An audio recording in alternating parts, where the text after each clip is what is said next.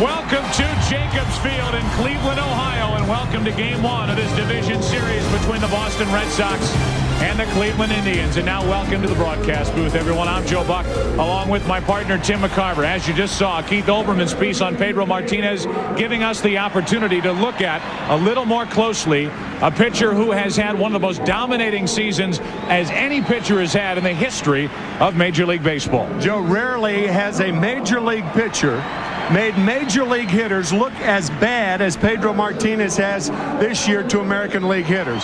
Dominant is not strong enough a word. However, on the other side for the Cleveland Indians, young Bartolo Colon, 3 years the junior to Pedro Martinez, a fellow Dominican, grew up idolizing the career of Pedro Martinez, and Pedro, in a way, has been a mentor to the right-hander Colon. Bartolo Colon had as good a second half as Pedro Martinez. 11-2, a 2.60 ERA, and a guy that Mike Hargrove told us earlier today that in his tenure as manager of the Cleveland Indians, he's as close to a #1 starter as he's had. Folks, make no mistake about it. With Pedro Martinez on the mound tonight for the Boston Red Sox, this is as close to a must-win as you can get as we open up a division series. It's the Boston Red Sox. It's the Cleveland Indians. Now the faces. The face of Nomar Garciaparra, the American League batting champion, and the rest of the individuals who will shape this series.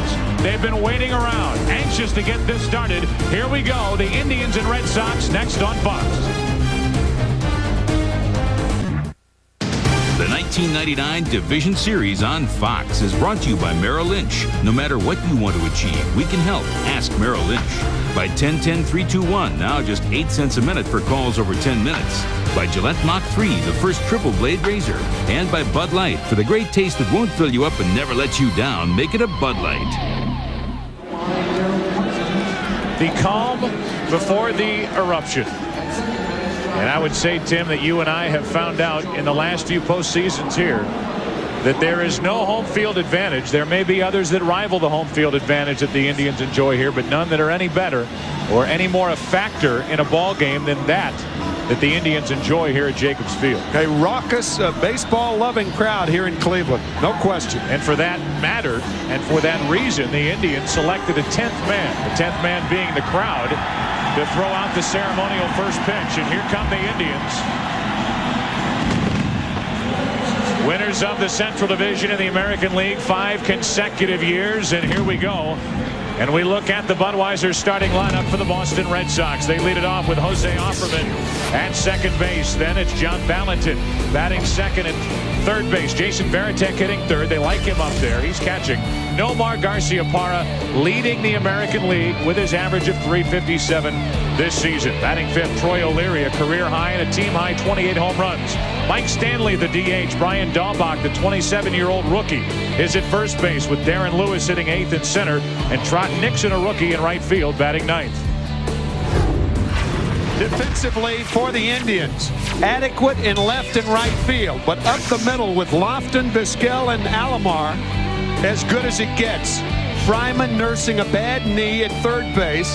Jim Thome in there at first base. And speaking of bad knees, Sandy Alomar Jr., his 6th operation on his left knee back in May. He only played 37 games this year. 18 Gold Gloves combined in the infield, and there is Sandy Alomar. And he will be catching Bartolo Colon. 18-5, as we said in the pregame. 11-2, a 2.60 earned run average in the second half.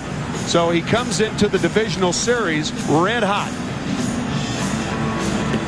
Scouting report on Colon. He maintains his velocity better than anyone in the league. He carries that velocity into the late innings. The two-seamer he throws in ground ball situations or double play situations. When he needs a strikeout or a pop-up, he throws the four-seamer. And an occasional change-up and a slur. This announcement is necessary in a game of this sort. This broadcast also available in Spanish by utilizing the SAP button on your television. Why? Because you look at these two teams, and the Latin American countries have to be awfully proud of the way they are represented in this division series alone. You've got Colon on the mound. You've got Pedro Martinez on the mound. for the Red Sox. You look at Roberto Alomar, Omar Vizquel, Sandy Alomar, Manny Ramirez out in right field. Latin American players have infiltrated the game of baseball, and the game of baseball is better because of it. In postseason play history, this is only the second time that foreign-born players have faced one another on the pitching mound. Colon and Martinez. The only other time it happened during the 1987 World Series when Danny Cox faced Bert Blyleven twice. Blyleven from the Netherlands, Cox from England. Here we go in Cleveland. Game 1 of this division series. Offerman leads it off. Takes a strike. 96-mile-per-hour fastball from the 24-year-old right-hander Bartolo Colon. Strike 2.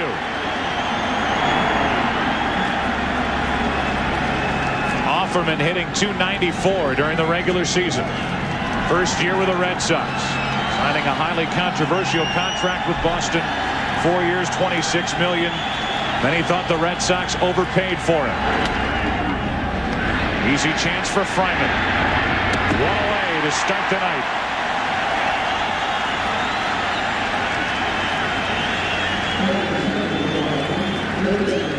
That'll bring in John Valentin, and I think it's important to go back to something you said in the opening, because I at least believe that nobody pays attention to our openings. They don't hear a word we say. But you talked about Mike Hargrove talking about Bartolo Colon as a #1 starter, the closest thing that we've had to a #1 starter since he's been here. And isn't that exactly what John Hart, the general manager, has been desperately searching for the last few years? He doesn't have the grizzled veteran as his #1 starter. He's got a 24-year-old, but he certainly has the ability and the stuff to be just that for Mike Hargrove. The Indians thought that they would nurture the 2 #1 starters. Charles Nagy's been as close to that as they've had. The 2, Jarrett Wright, Bartolo Colon. That's automatic for Vizquel. 2 up, 2 down.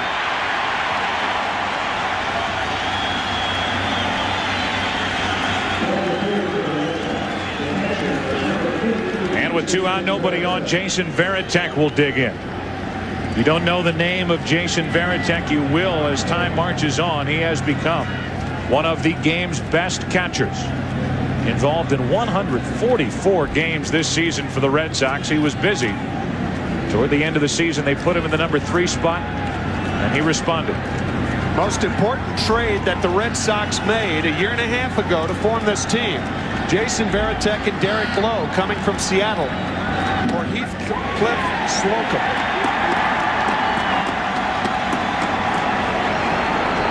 Jimmy Williams, manager of the Boston Red Sox. I know in our minds, the manager of the year in the American League. The 0-1.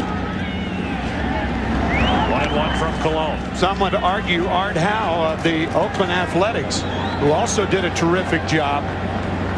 But nobody had to deal with more adversity than Jimmy Williams with all the injuries.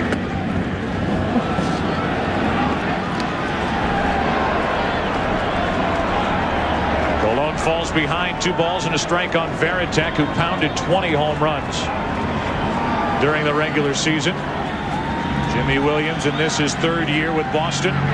Watching as that is called a high strike, 2-2.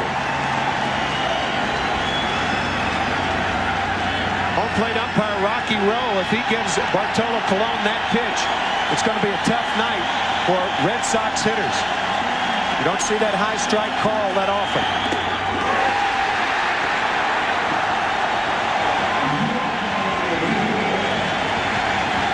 From the student to the master, Bartolo Colon, a perfect first, and now it's Pedro's turn. Well, away we go. Pedro Martinez to the hill. Bottom of the 1st inning here in Cleveland, and a look at the Budweiser starting lineup for the Cleveland Indians. Kenny Lofton leads off in center field. Omar Vizquel batting 2nd and short. Roberto Alomar, what a great first year in an Indians uniform. Then it's Manny Ramirez cleaning up. 165 runs batted in this season, most since 1938. Jimmy Fox drove in 175 for Boston. Jim Thome's at first with Harold Baines the DH. David Justice in left, Travis Fryman at 3rd, and Sandy Alomar is catching and batting 9th. Pedro Martinez with over 300 strikeouts this year has not really needed that much of a defense behind him. Troy O'Leary, Darren Lewis can track them down in center field. Trot Nixon in right field. Valentin, Garciaparra, Offerman, and Stanley at first base. Jason Varitek behind the plate. 140 games. That's second in the American League to Ivan Rodriguez of Texas. And Pedro Martinez, 313 strikeouts in 213 1/3 innings. That's 13.2 strikeouts per 9 innings.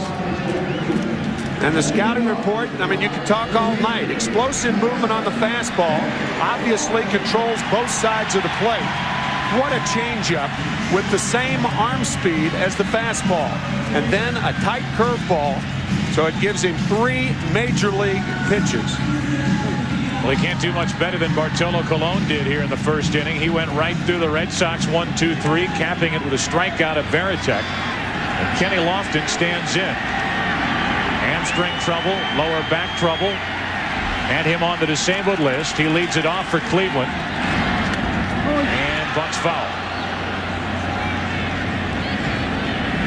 So strike one on Lofton. I've never seen you as excited, Tim, or as enamored sitting down talking to a pitcher than you were after a session you had with Pedro Martinez and listening to him explain what he tries to accomplish on the mound and watching him with his fingers and what he does to a baseball. Fascinating. You can make a half-hour feature out of Martinez talking about pitching. Change-up, fastball, breaking ball yesterday afternoon. Fascinating. He's 0-2 on Lofton. You know what he's thinking about as he pushes him back off the plate with ball 1. We'll keep track of the pitch count here in the first inning for Pedro Martinez. Lofton is jammed, and Varitek back to give it a look. Nice try, but it's out of his reach. Still 1-2 on Lofton. Catchers and outfielders will go into fences like this to try to prevent an injury. I am not sure whether that ball hit the fence first. It could have scraped it. Yeah, I think it did. So had Varitek made the catch, it would have been no catch.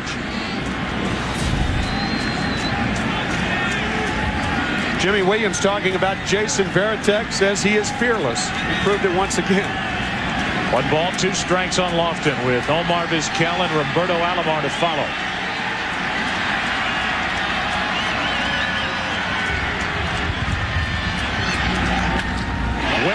Into deep right center field. He got under it a bit, and in is the center fielder Lewis to put it away. Full swing by Kenny Lofton and just didn't get it all, and I guess we can expect more of that all night. You can get as good a swing as you want, but with that late movement on the part of Pedro Martinez, you're just not going to make solid contact. First breaking ball that he threw to Lofton. Kenny under it a bit. So Martinez retiring Lofton to start the ball game for the Indians. He'll have a lot of guys talking to themselves as they go back to the dugout bench. 1 out, nobody on, and Vizquel takes it high. Omar has had a tremendous offensive season, hitting .333. That's a career high. Drove in 66. That's a career high. And as Steve Lyons talked about in the pregame show, this Indians lineup cranked out 1,009 runs scored in 1999. 7th team to do that since 1901. Last team to do it, the Boston Red Sox back in 1950. The 1-1 to Vizquel, a late swing, strike 2. 95 miles per hour from Pedro Martinez. He had a quick shot of Joe Carrigan, the pitching coach for the Red Sox, talking about the importance of an economical first inning. Trying to keep Pedro Martinez and his pitch count down around 15. That's what they shoot for. 1 ball, 2 strikes on Vizquel. And that's what Pedro averaged during the season. About 15.5 pitches per inning.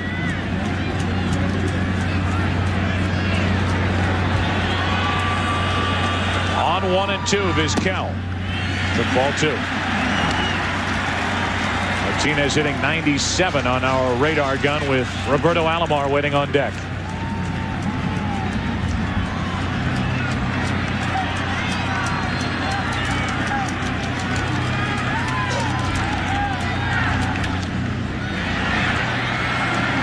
Joe, you saw Pedro Martinez blowing on his hands. That's one thing that favors the Indians tonight. It is very cold here in Cleveland, very windy, and Pedro Martinez does not like cold weather.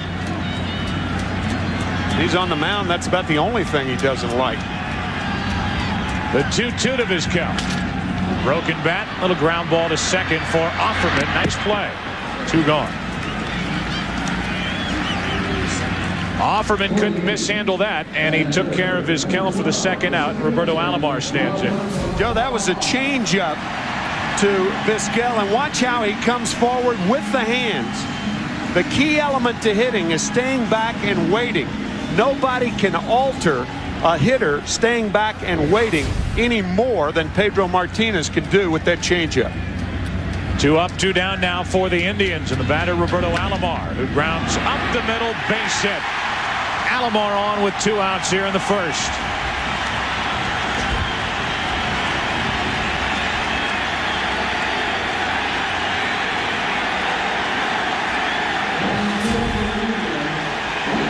Alomar apparently guessing fastball. He got it. And a 38 hopper by Garciaparra.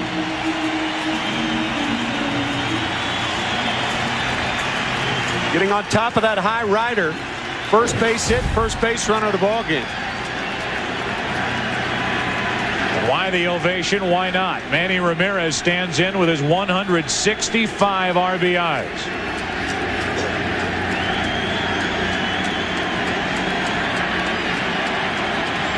Alomar on at first. He takes off. Had a great jump. No chance for Veritek.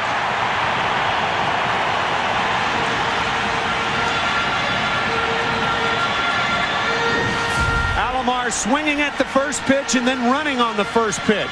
He picked the right pitch, a curveball with a terrific jump. He had 37 steals on the season. Veritek with no chance to get Alomar.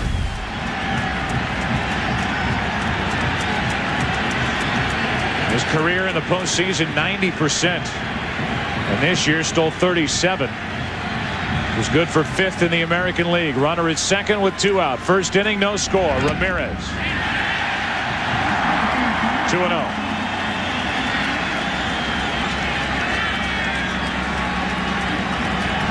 So an early scoring chance for the Indians against Pedro Martinez.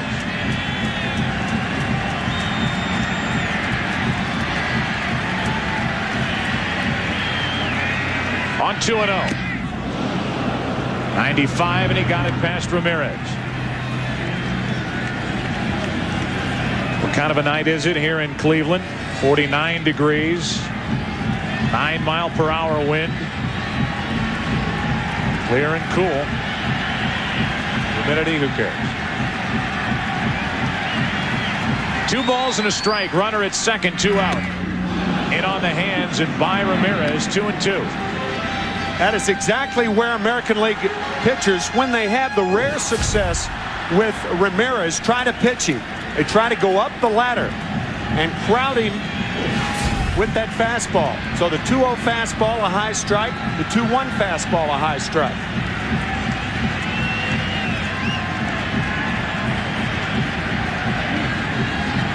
Time called at the plate. Veritek is going to go out and make sure that they're on the same page with signs.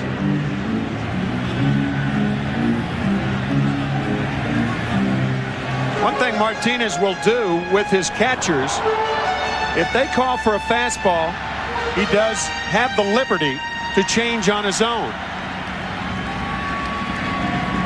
18th pitch of the first inning coming here for Pedro Martinez. Trying to keep the Indians off the board in the first inning. Ramirez took ball 3.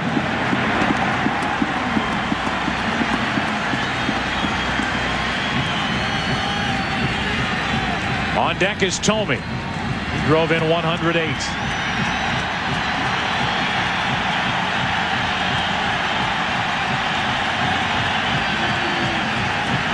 Runner at second with 2 out. No score first inning. 3-2. Got him to end the inning. First strikeout for Pedro Martinez. The Indians put a runner at second, strand their first of the night. Garciaparra leads it off for the Red Sox. No score. The 1999 Division Series on Fox is brought to you by Infiniti, makers of the all-new i30 Performance Luxury Sedan. It's all the best thinking. Welcome back to Jacobs Field, a ballpark put together in 1994, and you just can't get a ticket around here. Doesn't matter who you know. You have to line up early. Nomar Garciaparra leads off and takes a wide strike from Bartolo Colon. Garciaparra led the league, hitting .357 during the regular season. 8 points higher than Derek Jeter, his friend and shortstop with the New York Yankees. 1 ball, 1 strike. Little concern about Garciaparra. 2 Saturdays ago getting drilled on the right wrist. And we take you back to that game. Al Reyes of the Orioles drilling Garciaparra. You can hear the ball hit the bone. That small bone on the outside of the right wrist. He's had cortisone injections there. Took it easy the final week of the season, and he shoots one into deep center field. Lofton back. Forget the rest. A home run. Garciaparra. And the Red Sox take a 1-0 second inning lead.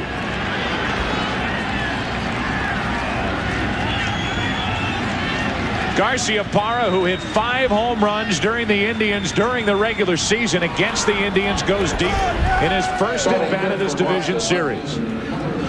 What strength it takes to hit a ball out with just your arms. Garciaparra, almost from a flat-footed position, used his arms to hit a ball off the plate away out to right center field. Reaching for one, O'Leary grounds to first, and he's the first out here in the second inning.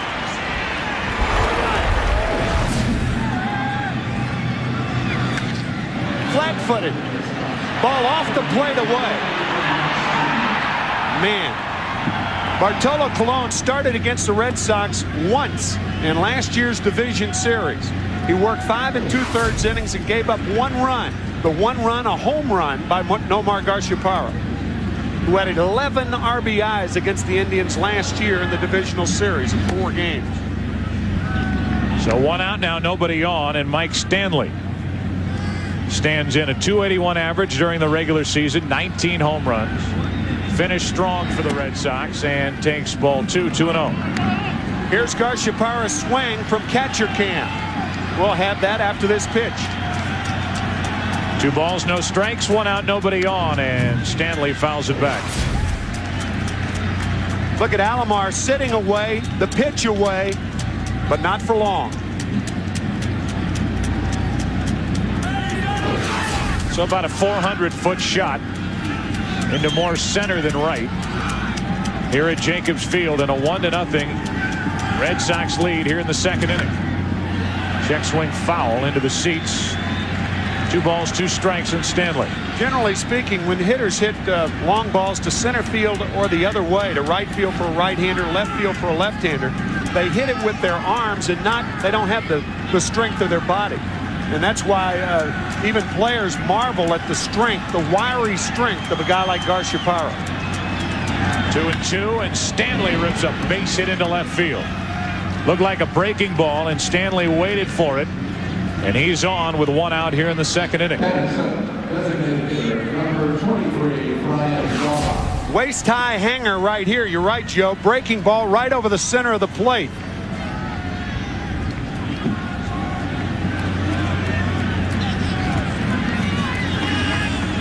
Hangers not only denoted by pitches that are up in the strike zone, but I think the best definition of a hanging breaking ball is a breaking ball where the action has stopped in the strike zone. It doesn't go through the strike zone, it goes to the strike zone. Just spins there and says, drill me hard, hit me on one side, hard on the other. Here's Daubach. He takes a strike. Mentioned during the lineup portion of our telecast, a 27-year-old rookie from Belleville, Illinois, just across the river from St. Louis. The 11th Boston Red Sox rookie to hit 20 or more home runs. From catcher cam with an 0-1 count. Got it past Daubach, strike 2.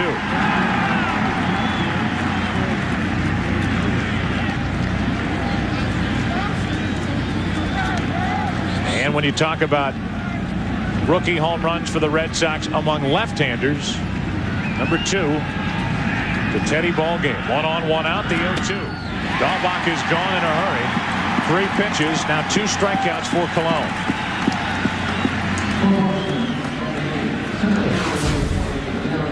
Cologne, after hanging that breaking ball from Mike Stanley, coming back with fastballs, a blistering fastball on the corner to get Dahlbach. So Dahlbach is gone. Runner at first with 2 out for the number 8 hitter, Darren Lewis. A wrist injury slowed him down the stretch for the Red Sox. He shows bunt, takes a ball.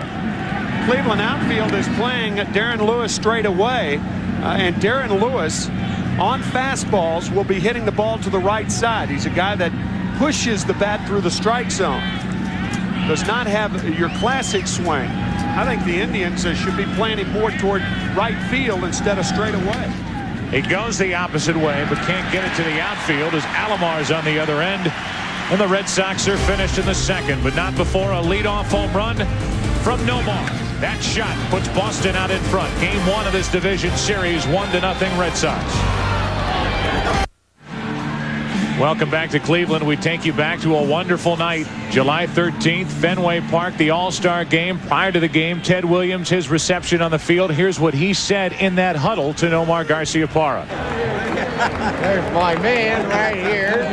You're going to be everybody's man, boys. I'm sorry I missed your party, but... He's sorry that he missed his party, and he said, you're going to be everybody's man. Now, it's obvious that the Red Sox have made the decision to build this team, at least offensively, around Nomar Garciaparra. As Tommy hits one hard, but a backhanded stab by Offerman, one away. But what a thrill it must be for Nomar Garciaparra, who really respects the history of this game, to hear that from Ted Williams. Ted Williams saying you're going to be the man someday. He may be the man already. Batting champions among shortstops, Garciaparra. Alex Rodriguez did it back in '96. Then see names like Grote, Boudreau. There's a strike in at the knees to Harold Baines with 1 out, nobody on here in the second inning. Derek Jeter of the Yankees finishing second in the American League in hitting. Hard hit off the glove of Garciaparra into center for a base hit. Baines is on with 1 out here in the second.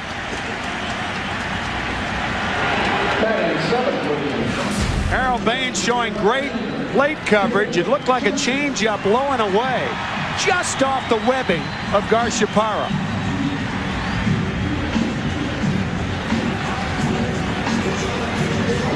So 1 on, 1 out here in the second inning. You were talking about Derek Jeter and him finishing second in the batting race. First time ever in either league that 2 shortstops have finished 1 and 2 for the batting crown. Talked about the Red Sox making a conscious decision to build this team offensively around Garciaparra, and obviously pitching staff wise around the man on the mound, Pedro Martinez. They let Roger Clemens walk away. They let Mo Vaughn walk away. He ended up with the Angels. And there has to be some sort of vindication, some sort of feeling of vindication for Dan Duquette to see this team in the playoffs in consecutive seasons. Changeup misses up to Justice, and the count goes to 2-0.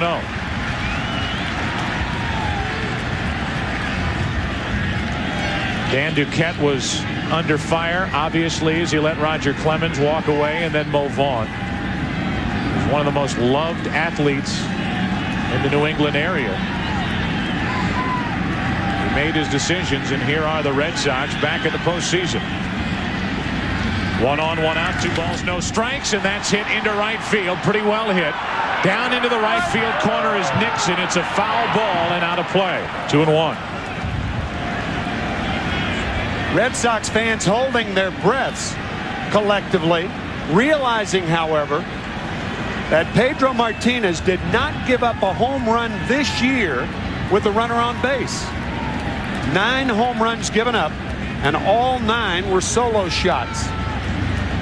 You come up with the Braves and you end up with the Indians. You see the number of chances David Justice has had in the postseason. And he has made a lot of those chances. 2 balls and a strike, 1 on, 1 out. That's on the outside corner, 2-2. And we can tell already we are working with a wide plate here tonight. Colon has had some wide strikes called his way, and that was on the corner or just off the corner for Pedro Martinez. 2-2 to Justice as they play behind Baines over at first. David backs out of there.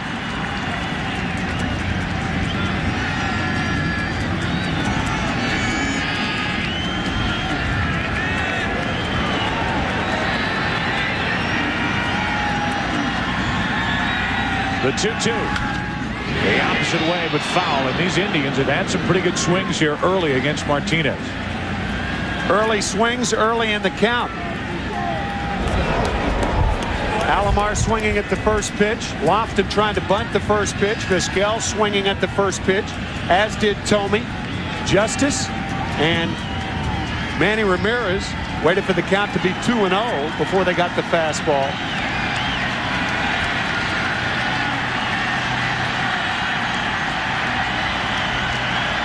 Again, the 2-2.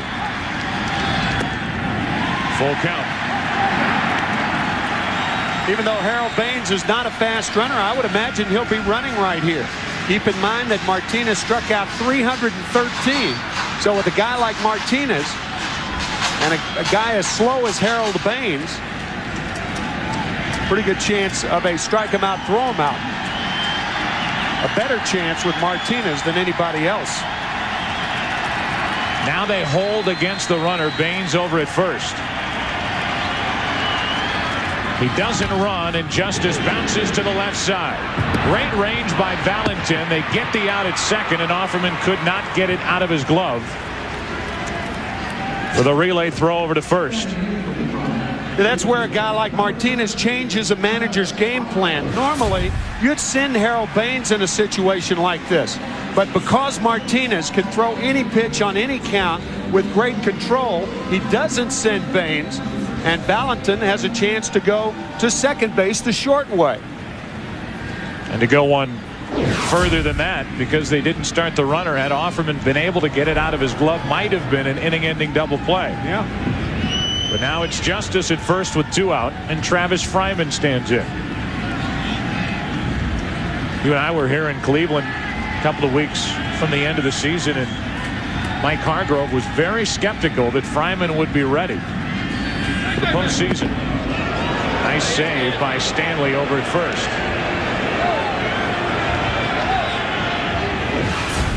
Justice was with only 1 stolen base on the season, unlikely to run. Play behind Harold Baines, you might as well play behind David Justice.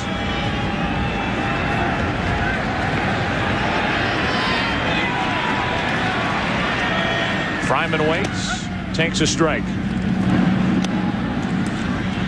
Travis Fryman, who struggled in last year's postseason for the Indians, only 6 out of 36 with no runs batted in 10 games.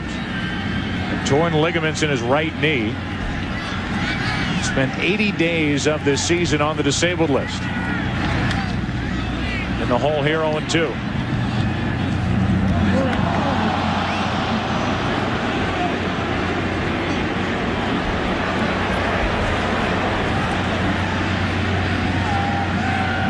Pedro Martinez gave up a 2-out hit in the first inning, then a stolen base.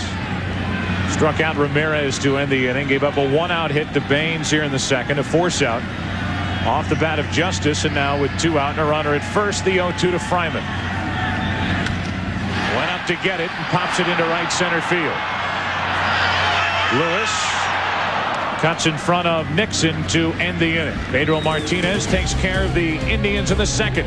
1-0 Boston. Back to the Division Series playoffs after this from your local Fox station.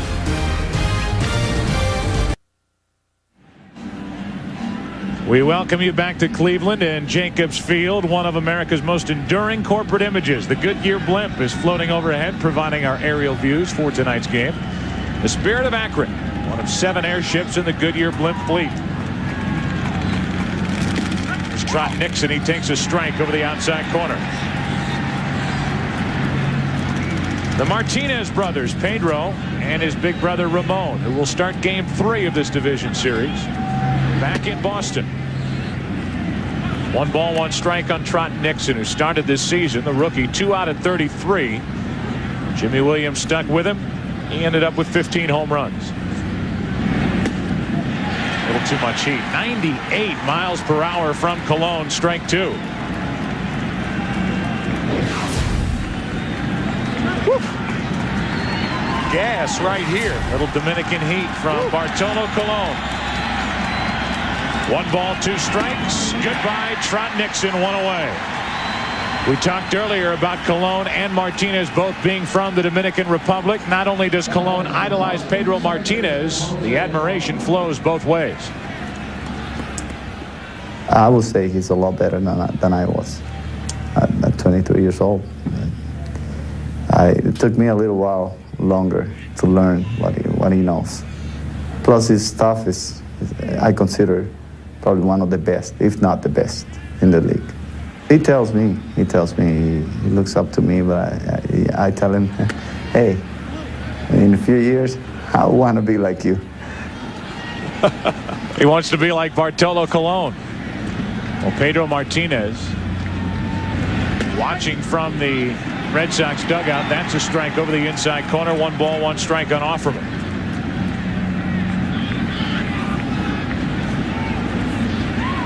One out, nobody on, and Offerman takes strike 2 in at the knees. That's the type of breaking ball that Colon will throw, that tightly wrapped breaking ball, as Pedro looks on intently. You talked about the brothers Martinez. They are playing against the brothers Alomar tonight. A rarity, brothers against brothers. Offerman out of the way, 2-2. We talk about Pedro Martinez, one of the most generous big league athletes that you will run across. You learned that from his brother Ramon Martinez, who sits to his left, the right of your screen. Pedro Martinez lives with his sister in the Boston area, has family and friends constantly around him, takes care of some of the younger players that the Red Sox might call up, and really does legitimately enjoy living in the Northeast. Enjoys the city of Boston. Boy, do they enjoy him. 3 balls, 2 strikes, 1 out, nobody on. Offerman stays alive. Pedro Martinez enjoying his finest year as a major league pitcher. Roberto Alomar enjoying his finest year as a major league second baseman. Certainly the influence of the older brothers, very, very important. Ramon to Pedro and Sandy to Roberto. 3 balls, 2 strikes, 1 out, nobody on. And Offerman hits one down the left field line. Trouble if it's fair. It's a foul ball. Foul into the corner, and Justice flips it up into the seats. How about the gloves on Ramon Martinez? This one slicing foul, and just foul by about 3 or 4 inches. 3 Mile Island specials right there. Can handle anything with those. We talked about the Martinez brothers not enjoying the cold. How many times have you seen Pedro in the dugout in Boston all bundled up at the beginning or the end of a given season? Could handle pizzas, muffins, anything out of the oven or microwave. Or you can go with that look. 1 out, nobody on, 3 balls, 2 strikes, and Offerman now in a battle with Colon. You know, the Boston Red Sox took a chance signing Ramon Martinez off shoulder surgery, thinking that eventually this season he would add something for Jimmy Williams' ball club. Now here he is, good enough in his last few starts to represent the Red Sox. Game 3 of the series back at Fenway. 1 out, nobody on. The 3-2 is outside, and what a battle put on by Offerman. He draws the first walk handed out by Colon. Cold tonight. You may be wondering where is the Dominican Republic? Well, the Dominican Republic is right there, and it's not cold, but it's west of these things right here. And we've been seeing a lot of too many over the past. Yeah, too many. You're right. There it is. Dominican Republic right there. Once again, the first time since 1987 that two foreign-born players have faced each other in postseason play. 1 on, 1 out now, and the number 2 hitter Valentin takes the ball high. Just to finish on Ramon Martinez, even if Ramon Martinez didn't pitch for the Red Sox this season, they're getting a bonus there because he's worked his way back into shape, and that's one of the reasons why Dan Duquette took the chance, because he was in such good shape before the surgery. But he has been such a nice influence on his younger brother, lockering next to him. It was a $2 million investment, worth it, if for no other reason than to get the very most that the Red Sox could out of Pedro Martinez. And he has put together one of the most dominating seasons of any player, forget pitcher, any player in the history of Major League Baseball.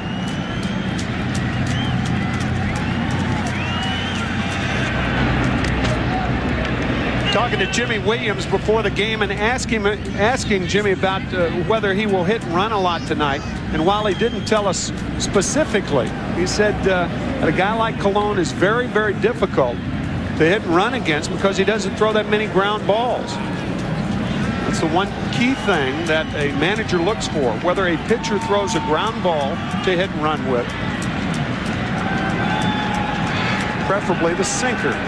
A guy who throws riding fastballs, you're going to hit a lot of fly balls, and you really waste a hitter when you put a hit and run on against a guy like Colon. And then your partner here asked him if Pedro Martinez might come back on short rest and pitch in a game 4 if necessary, like the controversy that hit the Red Sox and Jimmy Williams last year. He elected not to do it. Valentin to the shortstop, Vizquel. Flip to Alomar on to first. A terrible throw and into the dugout. And that will send Valentin down to second with 2 out here in the inning. So a force out, 6-4, and then E4 on the throw. Alomar, who committed only 6 errors all season, a 7-time Gold Glove Award winner. This is about as good as it gets up the middle, just had 1 take off. Stepping back and then throwing in the same motion. Alomar getting under the throw, but look at Offerman going in hard, and Alomar trying to avoid the sliding Offerman and throws 1 away. So an RBI situation for Varitek, who struck out his first time up. Red Sox leading 1-0 on the strength of a Garciaparra home run in the second.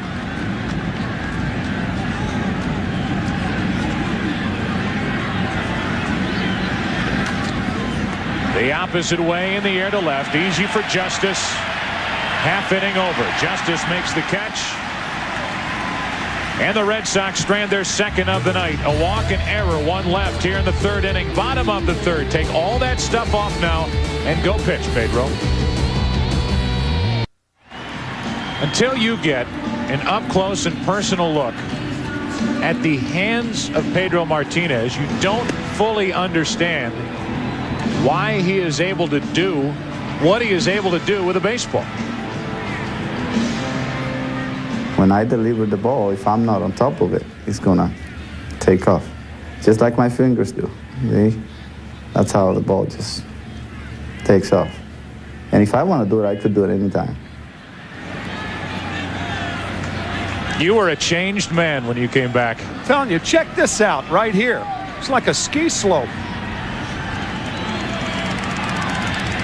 Very large hands for a man who says he's 5'11", and I don't believe it. I think he's closer to 5'9", but his hands are very big, particularly his middle finger, and the snap and the looseness of the arm when he throws combines for some nasty, nasty stuff. There's a nasty breaking ball for strike 1. Here's a guy who sits next to me who caught Bob Gibson, who caught Steve Carlton, and I bring up the time you spent with Pedro Martinez and how in awe you were of the way he holds a baseball. We'll get into more of it as we go along here this evening, but the ability he has to change grips on a pitch mid-windup is sensational. And he's just thrown a 1-0 and a 2-1 fastball or breaking ball to Sandy Alomar. He'll throw any pitch on any count, but the intelligence that he has behind the pitches and the way he holds the pitches. Foul outside 3rd as Sandy Alomar stays in there with a 2-2 count. Mark McGwire told me when he had a chance to face Pedro Martinez when Pedro was wrapping up his time with the Expos and McGwire came over to the Cardinals in '97. The end of the year, he said, I've never faced a guy. When I was up on the count 3-0, I felt like I was in an 0-2 hole. And a 95-mile-per-hour fastball is blown past Sandy for the first out here in the third inning.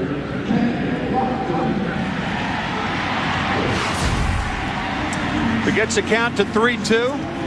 Remember the two breaking balls behind in the count. Now the fastball. Second strikeout of the ball game for Martinez. And the typical discussion over on the bench is hitters go back and tell other guys in the lineup, or basically anybody who will listen, what Pedro Martinez just did to them. Because the pattern is such that you really can't sit and wait for a certain pitch. Doesn't matter what the count is. Any one of those top 3 pitches can come your way. 1 ball, 1 strike on Kenny Lofton. Yeah, with Martinez, his pattern is that there is no pattern. Driving Lofton off the plate with a 95-mile-per-hour pitch. 2 balls and a strike.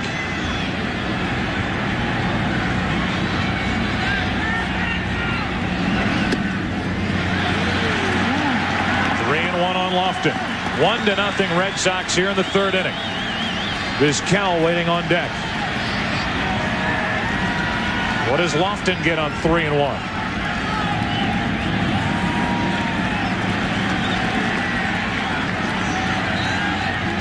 Never time to challenge a hitter. It's right now.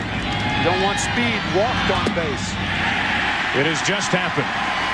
First walk handed out by Pedro Martinez comes with 1 out here in the third inning to Kenny Lofton. We talked to the pitching coach of the Red Sox, Joe Kerrigan, before the game, and Joe said as much as anybody that he's ever coached, Pedro Martinez, who does not have a good move to first base, but is very effective in preventing steals against him because he makes the runners wait. Roberto Alomar didn't make him wait. Alomar is stealing on the first pitch. We'll see about Lofton. Pretty good strategy to go early in the count against Martinez if you're going to run. Waiting and now delivering and hitting for strike 1. The two worked on that when they were together in Montreal. This season, Pedro Martinez has picked no one off, has not committed a balk. Base stealers 21 of 31 against predominantly this combination of Pedro Martinez and Jason Varitek.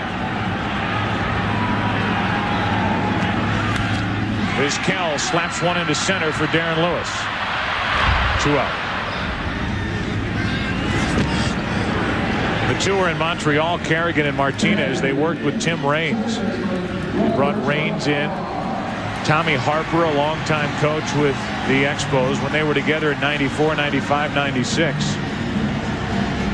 And they worked together as to what bothers a base stealer most, and it's this. Holding the ball. Hold, and then release. The reason for that is a base runner, like a pitcher and a hitter, they have a certain rhythm to stealing. And when you hold the ball, it confuses and upsets their rhythm. Mix that in with a couple of throws over there, and it's a very, very effective deterrent to stealing a base.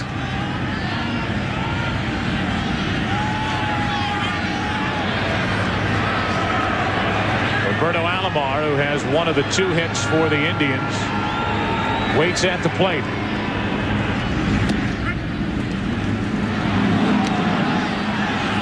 Strike 1. It's an amazing ability to be able to hold the ball as long as Martinez holds it and still keep your concentration as to what you're trying to do, and that is make quality pitches to the plate.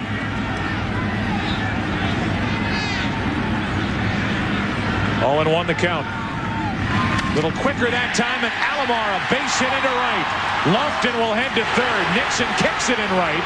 They will hold Lofton at third on a base hit by Roberto Alomar. And another RBI opportunity for Manny Ramirez. The last time up, Manny Ramirez found himself in the hole, or ahead, I beg your pardon, 2-0, and then Martinez came back and struck him out on high fastballs. First pitch, a ball. Second pitch, a ball. Now watch the high fastball. Again with the high fastball. And after missing low and away, the high fastball. So keep that in mind as Manny Ramirez stands in with first and third, 2 out. Who better for the Indians to have at the plate? Red Sox leading by 1 here in the 3rd inning.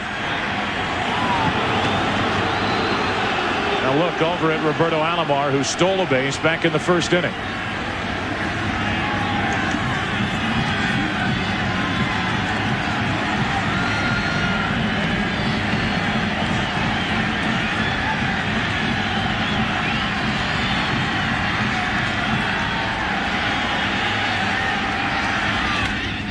To the left side, Valentin goes the short way to end the inning. Manny Ramirez now has stranded a total of 3 runners on. He bounces out into the 4th out to end the 3rd, and after 3, 1-0 Red Sox.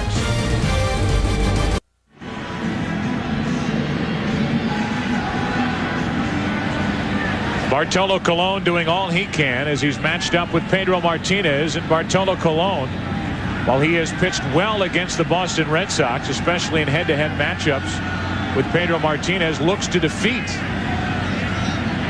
the guy he idolizes for the first time in his career. Here is Garciaparra, who homered his first time up. And the scouting report, the thing to pay attention to, he generates power with a little stride. He picks his left foot up and puts his left foot down. Very little stride. Hokey-pokey, yeah. Well, that's what he did. He hokey poked that first one to right center. 1 ball, 1 strike. Leading it off, then O'Leary and Stanley will follow. Out of play, strike 2. That's what I call ball and the jack. Here it is, the ball and now the jack. Picks it up. You can see no stride. The heel went up, the heel came down. DiMaggio hit like that with no stride. Willie Mays picked the foot up, put it back down. Very little, if any, stride with the left leg. Garciaparra into left field, sends Justice back to the wall to watch it bang midway up that big left field wall for a double for Nomar. Garciaparra is homered. He's doubled both times leading off, and the Red Sox have a chance to add to their lead. And watch very closely as he does it again. Only the left heel comes off the ground. Right there. Now, of course, now check it out one more time. The left heel comes down. The toe stays planted. And he smokes it over Justice's head. The second extra base hit of the ball game for Garciaparra. You compare that to the approach and the style of a guy like Manny Ramirez, it couldn't be any more different.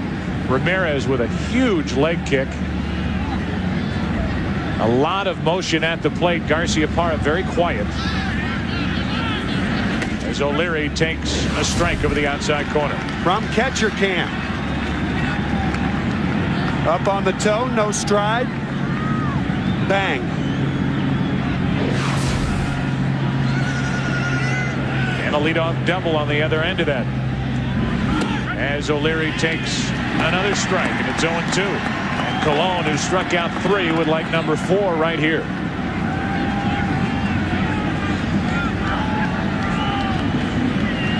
Again, this Indians defense up the middle, tremendous. There's Kell at short, Roberto Alomar at second, Lofton at center. The 0-2. Straightens up O'Leary, 1-2.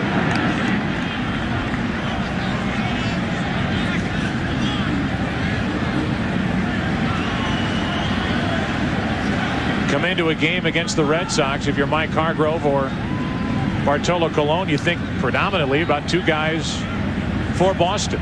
They're both doing their part here tonight. Pedro Martinez and Garciaparra. There's a big strikeout And a 99-mile-per-hour delivery from Cologne, one away, and that's exactly what the Indians needed.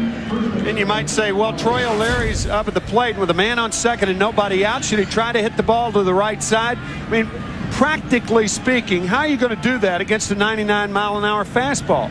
Couple that with the fact that O'Leary drove in over 100 runs, and I think Troy was right to try to get the hit to drive him in instead of drive him over. And now Mike Stanley, who singled his first time up. O'Leary takes his seat.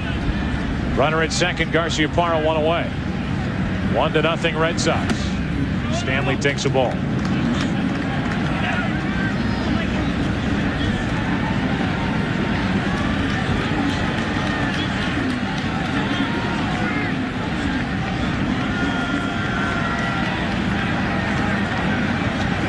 Stanley trying to add to the Red Sox fourth inning lead. To the left side and through. A base hit. Garciaparra comes to the plate. The throw from Justice is wide. 2-0 Red Sox and down to second Stanley. Stanley's 2 for 2. Garciaparra is 2 for 2. And the Red Sox lead by 2 here in the fourth. We mentioned in going over the defense of the Indians early in the ball game that they are weak in left field and right field. The corners in the outfield, and Travis Fryman slowed down considerably as far as his range is concerned. Damage to his right knee. And now the throw by David Justice not only misses the cutoff man, but late for Garciaparra, and Wendell Kim, the third base coach, taking a chance at the right time and sending Garciaparra, even though the ball was hit fairly well. And obviously the scouting report for the Red Sox is to run on Justice. Right. 2-0 Boston now as the DH Daubach, who struck out his first time, takes ball one.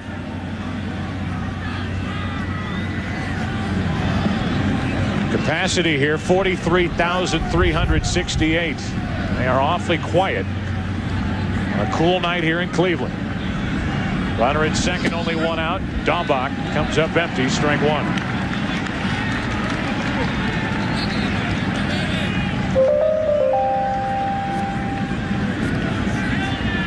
There's the Atlanta score on your screen. 5-1. The Braves bounce back and split the first 2 games in Atlanta, with that series headed off to Houston. The 1-1. 2 balls and a strike, and I'm sure there are a lot of happy and tired, red-eyed Mets fans who are waiting for their game to start late. That game not ending until after 2 a.m. Eastern. Their game out in Arizona. Same starting time tonight. So some red-eyed Mets fans tomorrow too. Daubach 2-2. And another pitch that hits 99 on our radar gun from Cologne. Edgardo Alfonso is quick becoming a hero for the Mets as we look at tonight's game on ESPN. The Mets and the Diamondbacks at 11 Eastern tomorrow on ESPN. Red Sox and Indians at 4. And then tomorrow night, right here on Fox, the Rangers and the Yankees. Game 2 of that set. Game 1 went to the Yankees. Daubach, 100 miles per hour. Daubach is gone. And that's strikeout number 5 for Cologne. To give you an idea of how hard Cologne is throwing, normally hitters do not swing through low fastballs. Those pitches are designed to put in play. So if he throws a low fastball that is swung through, it's got to have a lot of giddy up on it, and 100 miles an hour does. Just blows it right by Brian Daubach. 5 strikeouts now for Bartolo Colon. Now it's up to Darren Lewis. And again, the Indians defensively pretty much straight away. In the outfield, strike 1 from Cologne. These runs doubly important for the Red Sox with Pedro Martinez on the mound, and seemingly twice as damaging to the Indians. It's a big run sitting out there at second base. 1 ball, 1 strike on Darren Lewis. Infielders reminding themselves to, if they cannot make a play, to knock the ball down. And there that outfield defense is. Joe, you're right, but Manny Ramirez in right field is properly playing shallow because Lewis doesn't have a lot of power the other way. 2 balls and a strike from Cologne.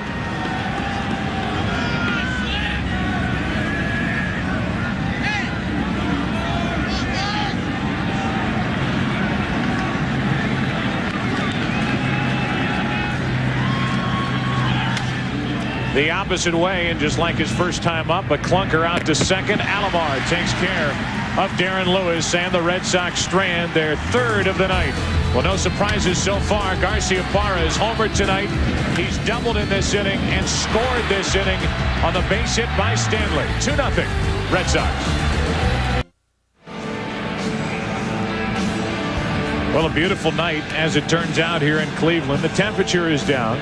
But while it started out a cloudy day, some threatening weather early, it's turned into a pleasant evening. There is a stiff breeze blowing in from right center field. And the Red Sox have the game's only runs, leading 2-0 into the bottom of the 4th inning. And Tommy, Baines, and Justice will dig in and face Pedro Martinez here in the 4th. The Indians have lost 8 straight series openers in the postseason. And they trail here 2-0 in the 4th inning.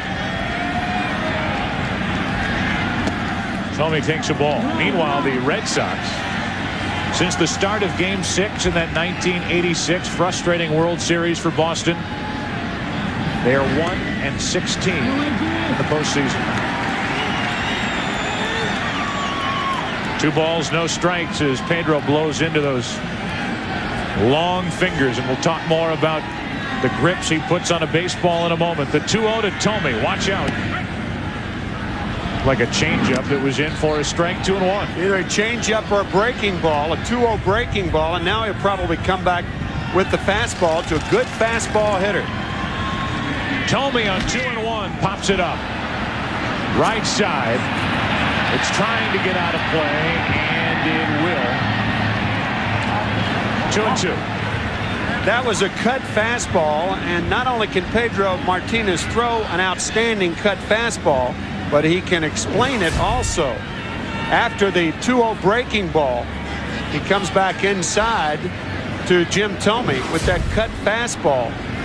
And again, that middle finger where he puts that pressure on the middle finger. It's just mesmerizing to hear him talk about how to pitch. And there is absolutely no language barrier. None. Nope. The part of Pedro Martinez worked very hard to learn the English language while down in Dodgers school in the Dominican Republic. Starting there, signing as a free agent at the age of 16. The 2-2 pitch. Tommy, goodbye. How does he throw a cut fastball? We'll let Pedro tell you. I throw him over, and I let the arm action just dictate what the ball's going to do.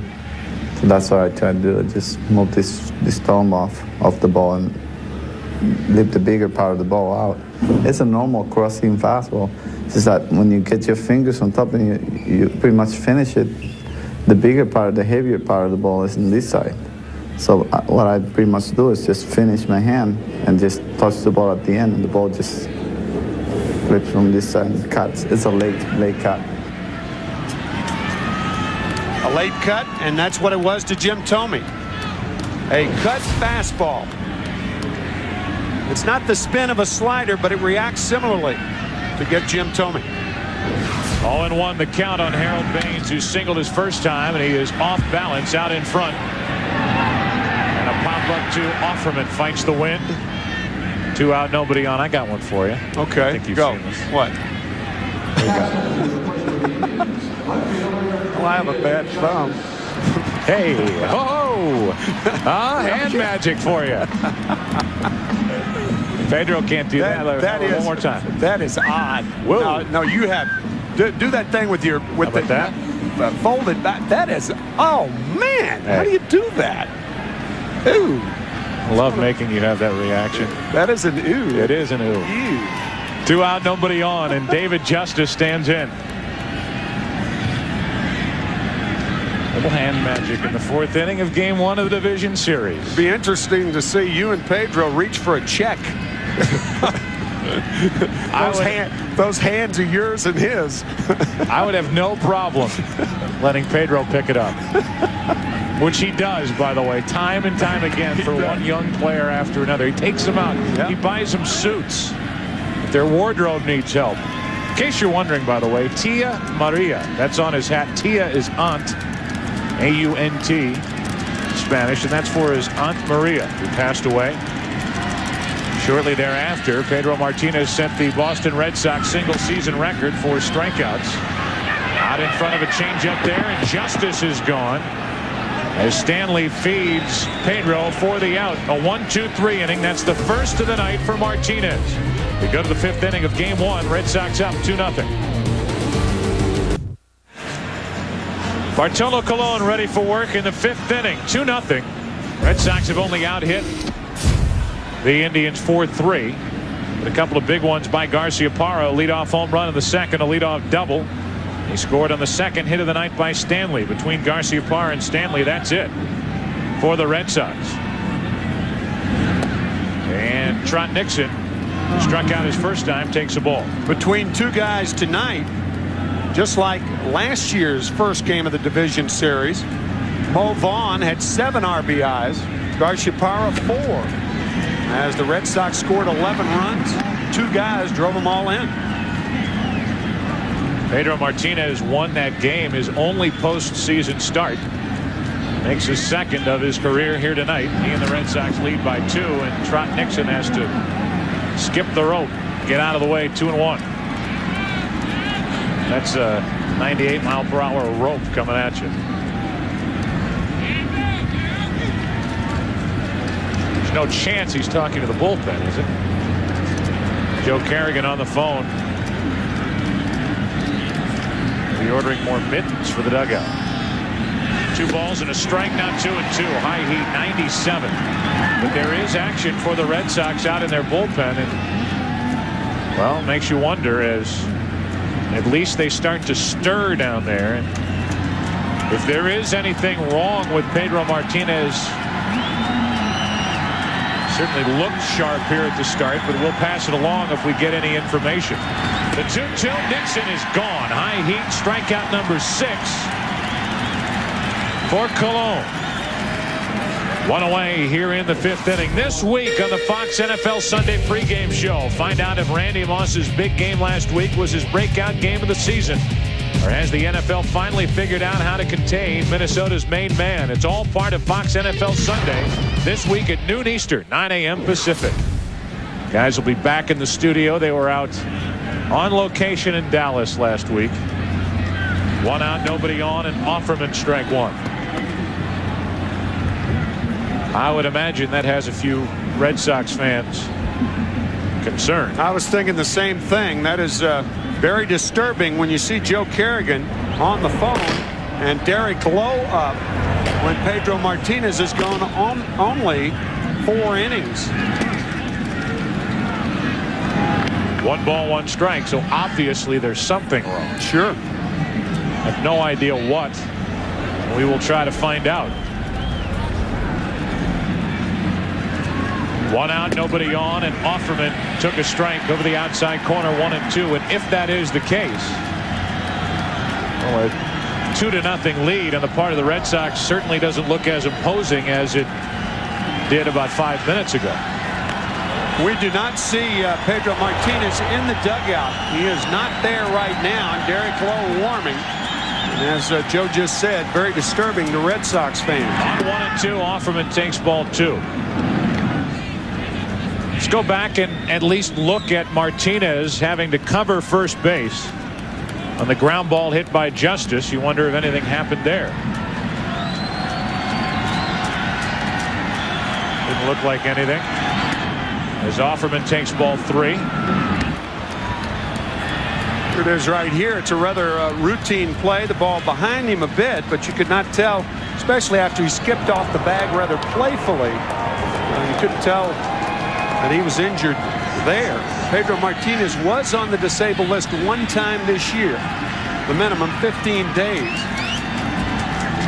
He's thrown only 58 pitches to this point. 1 out, nobody on.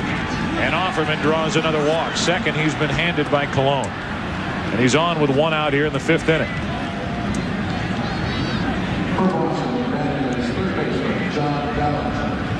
Here's Valentin, who is 0 for 2.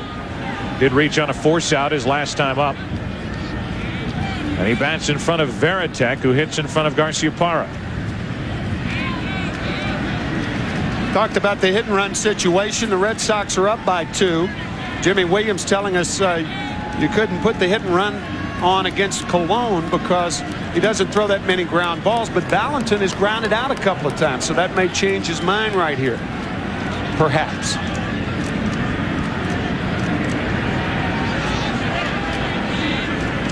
And Colon becomes frozen, so Valentin hops out of there.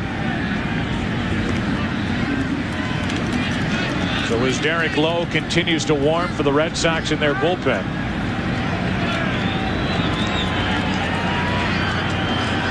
We try to find out what, if anything, is wrong with Pedro Martinez as that misses up from Colon.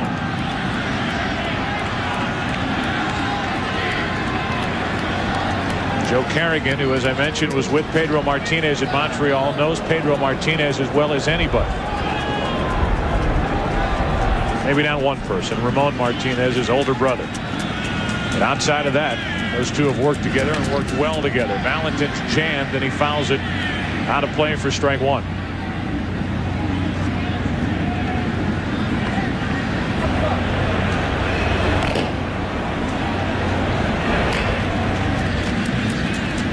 If there is an injury with Pedro Martinez, Derek Lowe will have as long as he needs to get warm. Lowe, who has been a reliever this season, I'm sure is close to being ready anyway out in the Red Sox bullpen. 1 ball, 1 strike on the hitter John Valentin. Quiet Jacobs Field. And quieter in Boston right now. 1 on, 1 out, 1 ball, 1 strike. Valentin grounds to third. Fryman to second. Out. Over to first. Got them both. And now we'll find out. We go to the bottom of the 5th inning. Lowe continues to warm. Jimmy Williams makes his way to the home plate umpire. Pedro Martinez, it appears, is coming out. The 1999 Division Series on Fox is brought to you by MasterCard. MasterCard, proud sponsor of Major League Baseball and fan of the great American pastime. By the people of Allstate, you're in good hands with Allstate. By Ameritrade, believe in yourself. And by Claritin.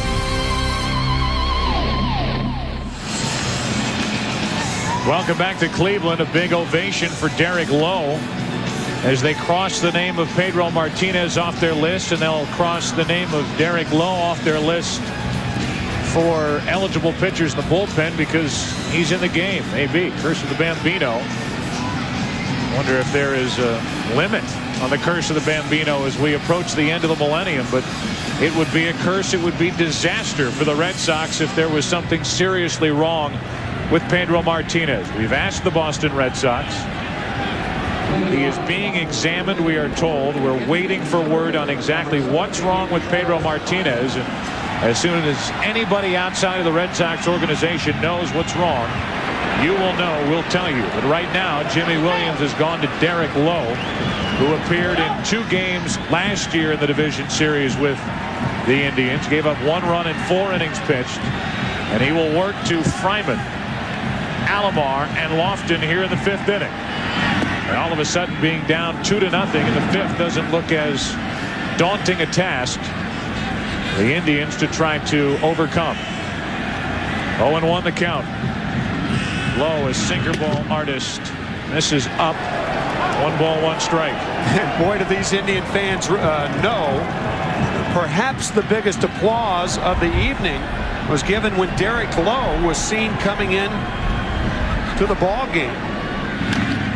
Fans realizing that Martinez is out of the game, and after pitching only 4 innings, they certainly understand that something could be wrong with Pedro. 1 ball, 2 strikes on Fryman. Travis fly to center his first time up.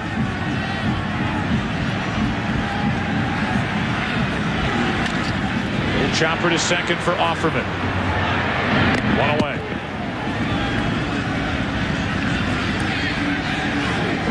So while behind closed doors they look at Pedro Martinez, Derek Lowe comes in from the bullpen and retires the leadoff man with Sandy Alomar walking in. Now Lowe is a big weapon for the Red Sox out of their bullpen. Obviously you're going to have a drop-off. A guy who many consider to be not only the Cy Young Award winner in the American League, but I think you and I both agree, and it is up for debate, and it is being hotly debated, could be the MVP in the American League. But Lowe is a guy who can close games. He's a short reliever, middle reliever, a starter if you need him. He's 1-1 on Alomar with 1 out here in the 5th.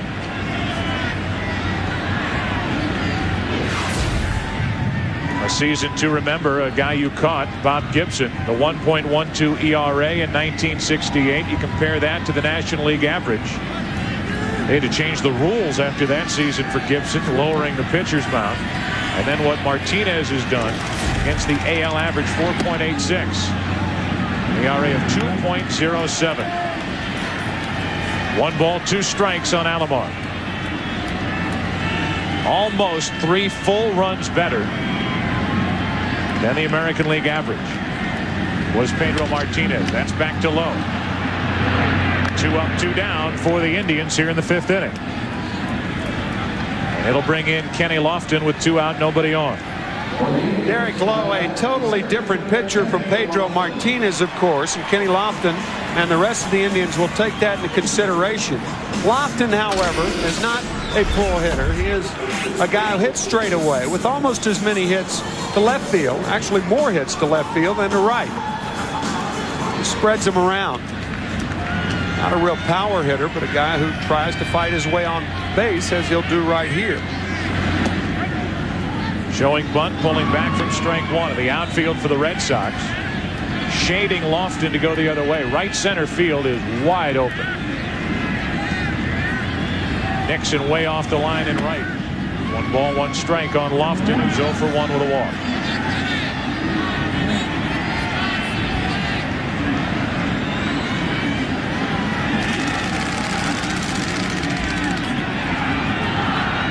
Two outs with the bases empty, and Lofton in the hole, 1 and 2. We went in to talk to Jimmy Williams before the game, and we talked to him about the closer situation. Said his closer tonight in a typical closer spot would be Derek Lowe. Here he is pitching in the 5th inning as Lofton took strike 3. And a strong first inning for Derek Lowe, picking up right where Pedro Martinez left off. We are through 5 in game 1, and the Red Sox still lead by 2. The 1999 Division Series on Fox is brought to you by Chevrolet Trucks, the most dependable, longest-lasting trucks on the road. Welcome back to Jacobs Field, where the mood here has changed considerably.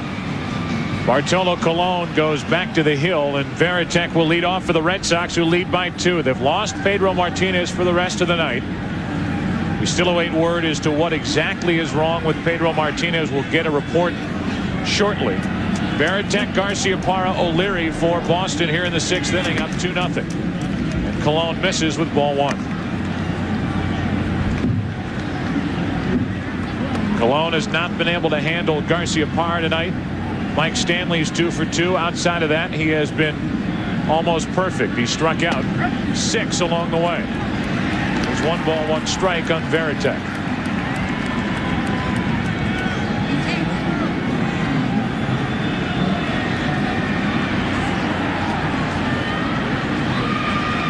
On 1-1, Veritek fouls it back here.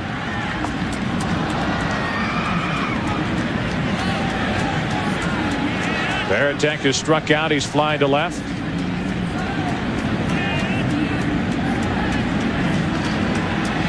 We will have a Pedro Martinez report after this at bat by Veritek. Trying to reach for the first time tonight. Goodbye, Jason Varitek. Strikeout number 7 for Bartolo Colon. We take you down to Tony Rizzo of WJW here in Cleveland. All right, guys. Well, the report is they think Pedro may have hurt himself when he covered first base, although that's just speculation. Major League Baseball officials are outside the door. They won't let anyone in the clubhouse. And I saw the team doctor go in about 5 minutes ago. All right, Tony, thank you very much. And obviously he'll stay on top of that situation right there watching. And now with 1 out, nobody on, Garciaparra stands in. The reaction was for is Garciaparra, who's 2 for 2. Scored both runs here tonight, took ball 1.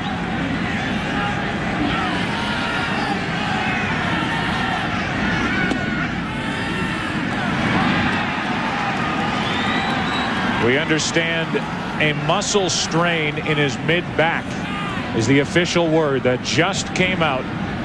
His status is day-to-day, so it's a muscle strain in his mid-back where he injured himself on covering first base. The putout, David Justice grounded out to end the 4th inning. So day-to-day status for Pedro Martinez. It's in his back. It's not his arm. He is lost, obviously, for the rest of this night, and who knows for how long. 3 balls and a strike on Garciaparra. Infield, outfield, straight away. Understandably, Colon was careful pitching to Garciaparra, and the crowd appreciates it.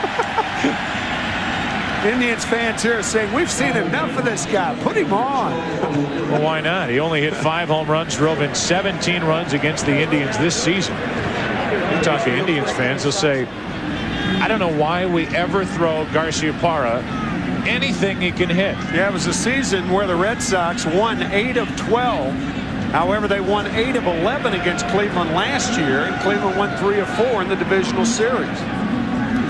1 on, 1 out. O'Leary takes ball 1. O'Leary's grounded out, struck out. And Colon, who in effect pitched around Garciaparra.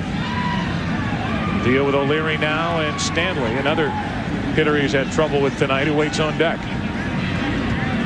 2-0 Boston, 6th inning. And that's pretty well hit into deep left center field at the track, at the wall. Justice, a leaping catch. Garciaparra has to go all the way back to first, and he's not going to make it. Double play.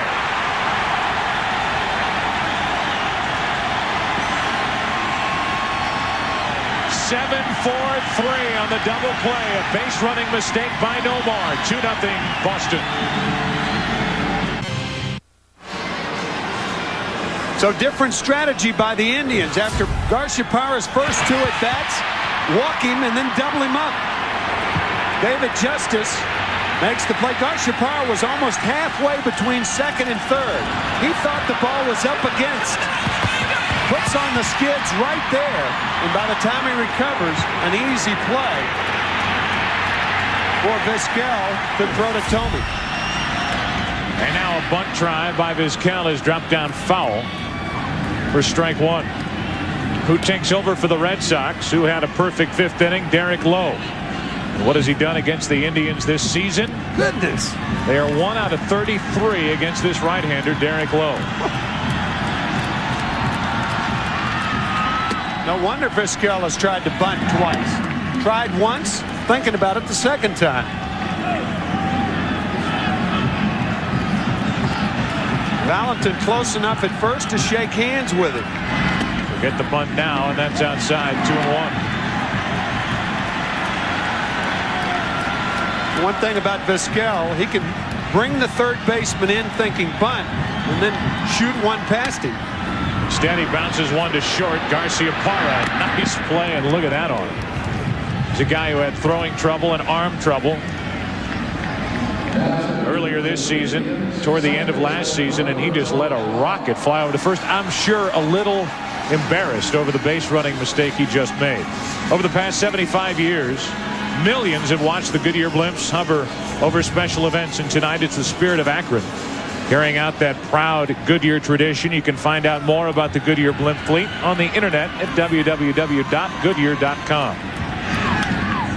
Alomar fouls it away. I would imagine that was a green monster effect on the part of Garciaparra. The ball that O'Leary hit is either over the green monster if they're playing at home, or it's high off the green monster. And Garciaparra is motoring toward third and maybe scoring on it. Here, while it's a big green wall, it's a little deeper, and Justice had enough room to go back and make the catch. Or he just misjudged it. A lot of times you look at the reaction of the outfielder, and that will tell you whether it's going to be a tough play or not. He saw something in David Justice that we didn't see. He thought it was going to be a tough play for David, and it was relatively routine, and double off of first base. You know, I'm not so sure he wasn't reading Lofton more than he was reading Justice, because Lofton went to his right, stopped, and looked like he was going to play it off the wall as Lowe makes the easy play, and Alomar is gone, and that's 5 in a row retired by Derek Lowe. The ball sliced to Justice. He made the catch and started the double play. That'll bring in Manny Ramirez, and we start to stack up Ramirez and what he's done with a long ball in the postseason. You see what both Mantle and Ruth did, all in the World Series. Mantle leading the way along with Reggie Jackson with 18, then Ruth and Manny Ramirez with his 13. Ramirez with a guy right now that he can handle. Derek Lowe, to be successful, has to keep the ball down. And Ramirez is a notorious low ball hitter. So he's facing a different pitcher than Pedro Martinez right here. Ramirez 0 for 2 against Pedro. Up on the count here, 1-0 against Derek Lowe.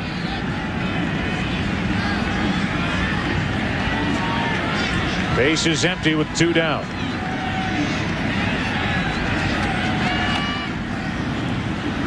Chop foul, 1-1. Manny Ramirez would like to get this crowd of 45,182 heated up on a cold night in Cleveland. But it has been, this game has been dominated by Boston pitching. Since 1949, the 165 RBIs, the most in the major leagues, and they belong to Manny Ramirez, who had 96 RBIs at the All-Star break. The 1-1. Strike 2. This highly talked about offense for the Cleveland Indians, 1,009 runs. They end up with 5 players available to Mike Hargrove with the addition of Harold Baines, who drove in over 100 runs this season.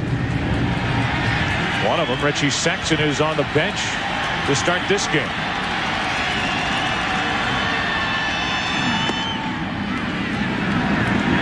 Two balls, 2 strikes.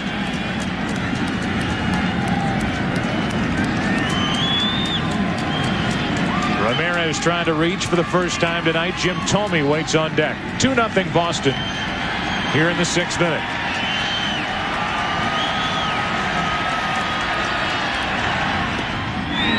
And now a full count.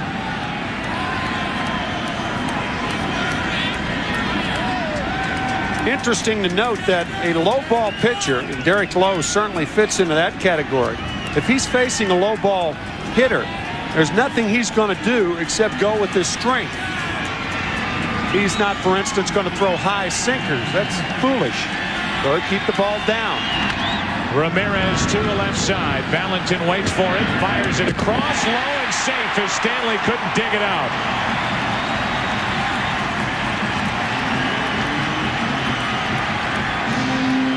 And the Indians have a base runner with 2 out on an error by Valentin. A routine play for John Valentin. He had 14 errors during the regular season. The throw is low. It looked like it hit the heel of the glove of Mike Stanley. A lot of first basemen would dig that out. You may remember Mike Stanley came up as a catcher for Texas and the New York Yankees. In between hop, a tougher hop than the short hop. And Ramirez is on the throwing error by Valentin. You make any mistakes against this Cleveland lineup and watch out. Yep. Here is Jim Thome, who hit 33 home runs and drove home 108 during the regular season. Yeah, if there's one team in the major leagues you cannot afford to get 4 outs in an inning, it's this Indian team. Tying run at the plate, and Tomey into right field. Track, wall, tied.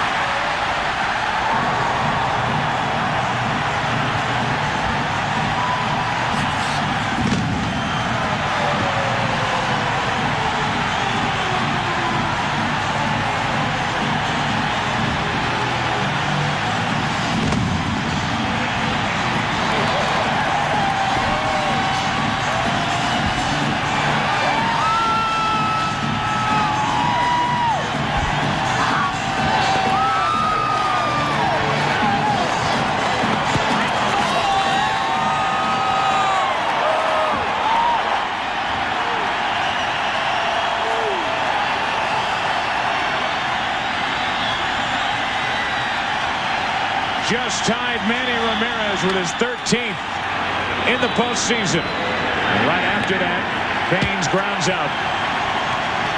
Derek Lowe was rolling until an error and an errant pitch. A shot into right center. A 2-2 game after 6. Back to Jacobs Field after this from your local Fox station. Final third of this game, 7th inning. Jimmy Williams watching as Bartolo Colon heads back to the hill. Mike Stanley's 2 for 2 and takes a ball. In a moment, we will head down to Tony Rizzo, who has an update on Pedro Martinez. But right now, it's Stanley, who has singled twice and driven home a run. 2-2 game in the 7th.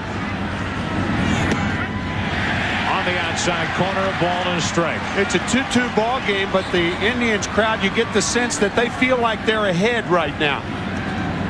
New life after the error and the home run. A bad combination for the Red Sox. A Valentin throwing error and a Jim Tomey home run. 2 balls and a strike.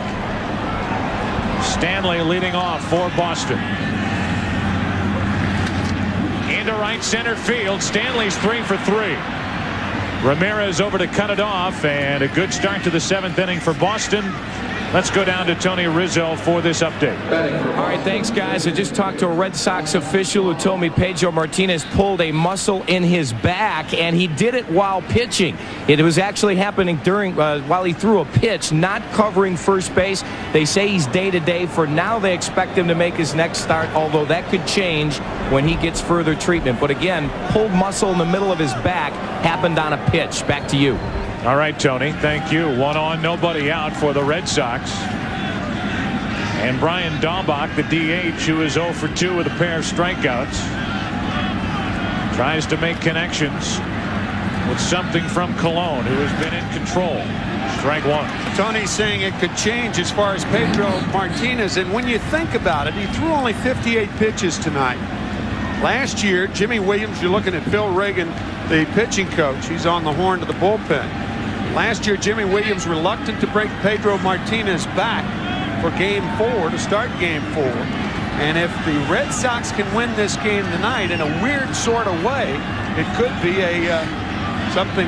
If Martinez can go again, Game 4, Game 5, it could be to their advantage. Not that any injury ever is to anybody's advantage, but it could be a very minor injury.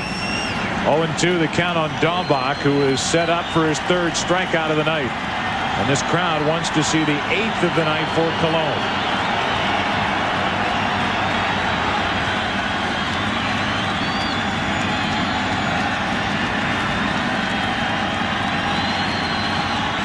Not a thought of bunting here. Of course, it's 2 strikes right now, but even up to 2 strikes with Darren Lewis on deck and a power hitter in Dahlbach.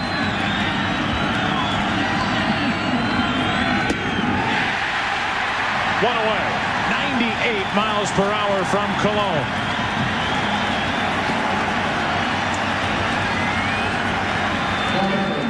We talked about how Bartolo Colon can maintain his velocity. You may remember the scouting report back in the 1st inning. He just blows Dahlbach away. 3rd time that Brian has struck out on a 98-mile-an-hour fastball, and that's it right there. maintains a velocity better than anyone in the league. And here he is in the 7th inning, throwing close to 100 pitches, still throwing 98. And a strike to Lewis, who showed bunt 98 miles per hour on his 94th pitch of the night. Paul Shuey, a right-hander. Ricardo Rincon, a left-hander, getting ready for Cleveland in case. Ask Daubach if he thinks Cologne has lost anything. Or Darren Lewis. He's knocked the bat out of Darren Lewis's hand twice tonight. Weak bloopers to second base. Go ahead run at first with 1 out here in the 7th inning. Game 1 of this division series. And the count 0-2 on Darren Lewis.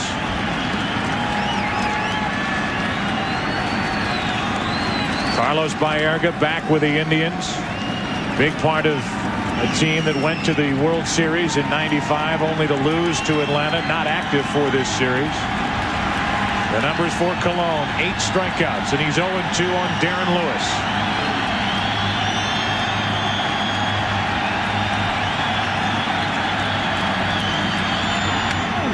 Just a defensive swing and a dangerous foul ball into the seats over the Boston dugout. Just missed Jimmy Williams.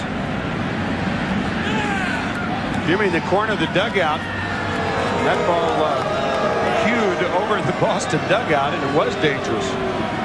Makes you think of Don Zimmer last night. Yeah. At Yankee Stadium. This is that cue shot. Duck, Jimmy, and he did. Whew.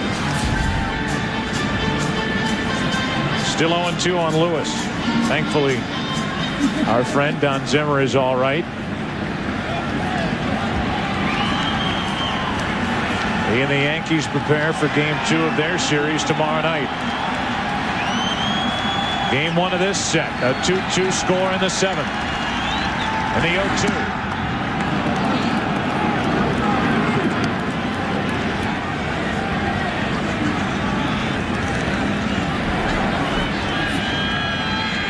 Trot Nixon, who has struck out twice tonight, waits on deck.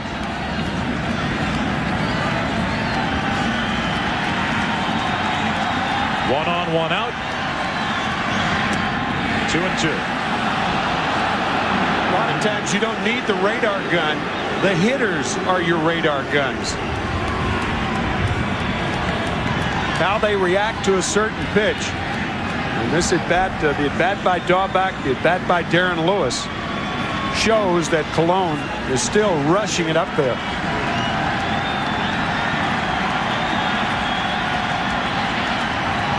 Now the 2-2 to Darren Lewis. Watch out over there again, and that may have caught somebody in the Red Sox dugout. They hit the deck. Butch Husky say it's safe. Scatter, guys. Dave Joust, the first base coach, hoping that didn't catch somebody, and it was Butch Husky, who I think was most endangered. Donnie Sadler among the Red Sox diving for the floor. The 2-2. Lewis pops it up. Alomar a long run. Can't get there. Bad knee at all. And it's still 2 balls, 2 strikes on Darren Lewis. Some weak swings by Lewis all night against Cologne. Watch Game 3 of the ALCS here on Fox for the $1 million Gillette Strike Zone Challenge. When some fan, with the pressure of some stadium watching, has the chance to win $1 million throwing it through a netting at home plate. For a while, earlier in his career, Bartolo Colon had a tough time harnessing that fastball, throwing strikes when he had to. Tonight, he looks like a #1 starter. The 2-2 pitch to Lewis. 2 out.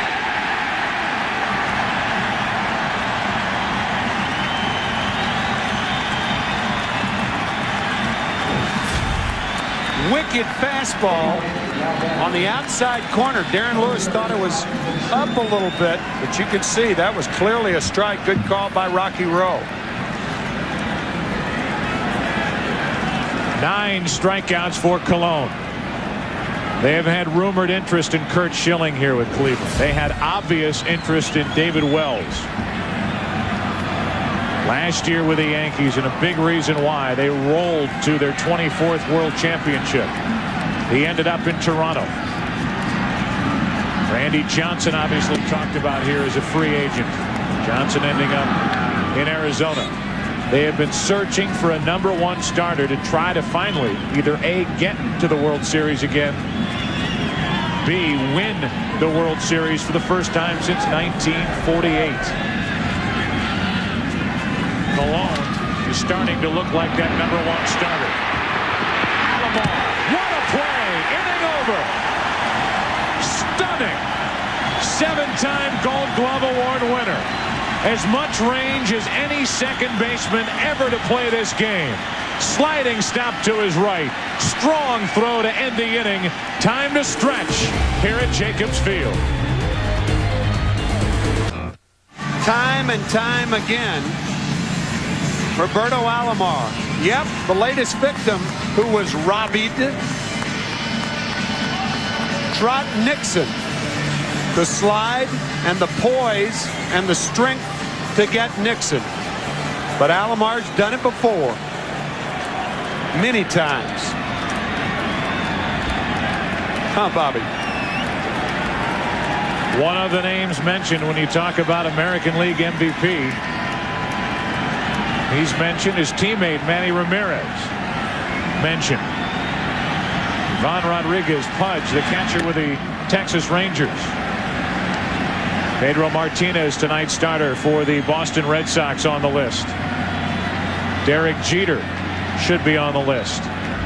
1 ball, no strikes on Justice, who's 0 for 2.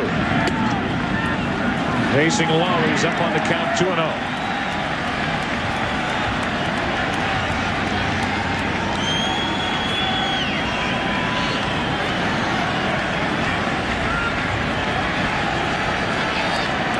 Fryman and Alomar will follow. A strike from Lowe, 2-1.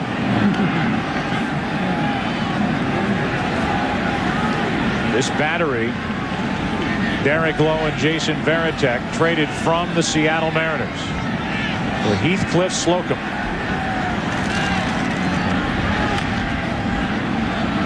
Pitch diving, a sinker, and Justice fouled it away, 2-2.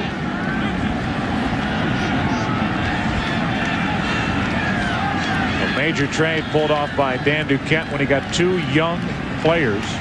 Well, Heathcliff Slocum, who started this year in Baltimore, ended up in St. Louis after being released. Pitched well down the stretch for the Cardinals. The 2-2 pitch, Justice checked his swing. The count full.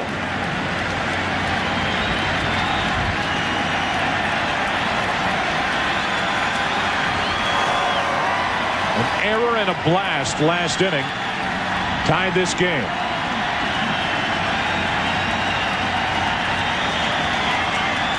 (3-2). Do it again.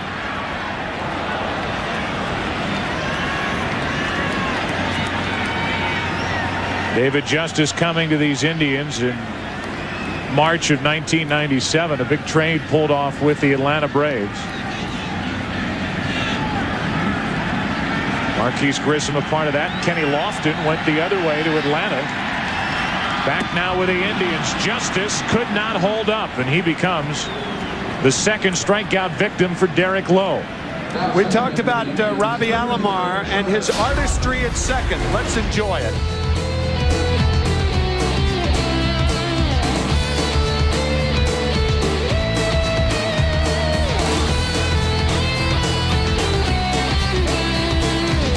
We told you he'd done it before. And then you combine him with Omar Vizquel up the middle. 7 Gold Gloves for Alomar. And you combine that with a 6 won by Omar Vizquel at short. 13 between the two of them, and that helps out any pitching staff. Joe, you brought up the thing I think that separates Alomar from the great second baseman of the past, and that's his range. Normally it's not a position that you talk about and you mention range. Usually that's in center field or shortstop, never at second base until you see Alomar play it. Ryman chopped that one off his foot. And now he's in the hole 0-2. And the artistry with which he plays it.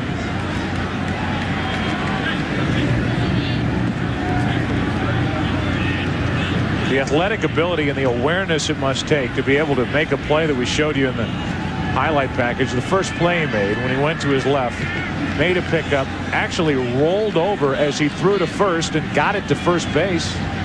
Knew exactly where first base was. Is, well, it goes without saying, obviously something that you can't teach. This is innate, God-given ability. The 0-2 with one out, nobody on, and Fryman pops it up. Looks like it'll stay in play as Stanley gives it a look and can't make the play. He had a chance at it. Red Sox asking the right field umpire, that's Darryl Cousins, if the fans interfered. He says no, and Fryman will live to see another pitch. I think Mike thought he was closer to the railing than he really was. Watch him reach out timidly. But the fan did not reach out onto the playing field. Actually, he was there at the railing. But once you're in with the fans, obviously they can do anything they want to. But when the fan reaches out onto the field, that's when it becomes obstruction. Ball and 2 strikes on Fryman. It's no error given on the play. Well, it did hit that fan. Looked like it hit the fan with the blue Santa Claus hat in the right arm. It looked like the fan was behind the railing, though. At least it appeared to me that he was within range and not reaching out. Of course, you can't reach out and obstruct a player trying to catch a ball. And so now with 1 out, nobody on, a 1-ball, 2-strike count on Fryman.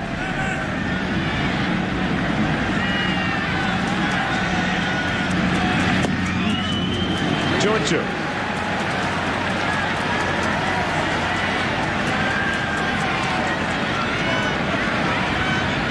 Sandy Alomar Jr. waits to hit next. A 2-2 game in the bottom of the 7th. The 2-2 pitch. Fryman way out in front, and that's strikeout number 3 for Derek Lowe. In just 2 days, virtual reality becomes reality when Chris Carter, creator of the X-Files, brings you the ultimate in mind games. Don't miss the series premiere of Harsh Realm Friday at 9 Eastern, 8 Central, right here on Fox.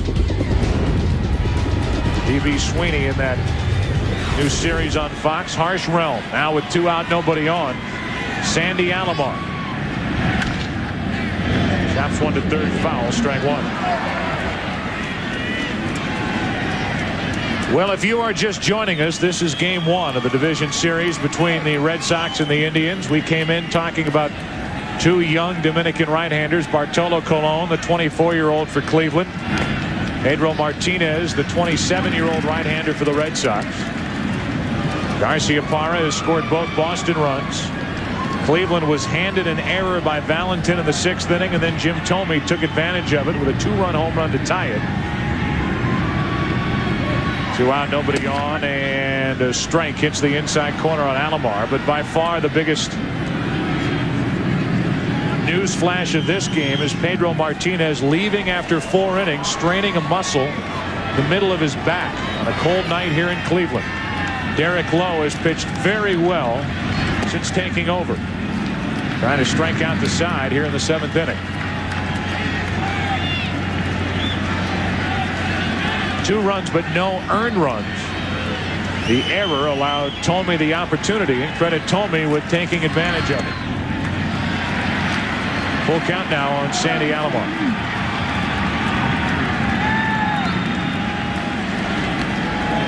Lofton in the top of the order waits next.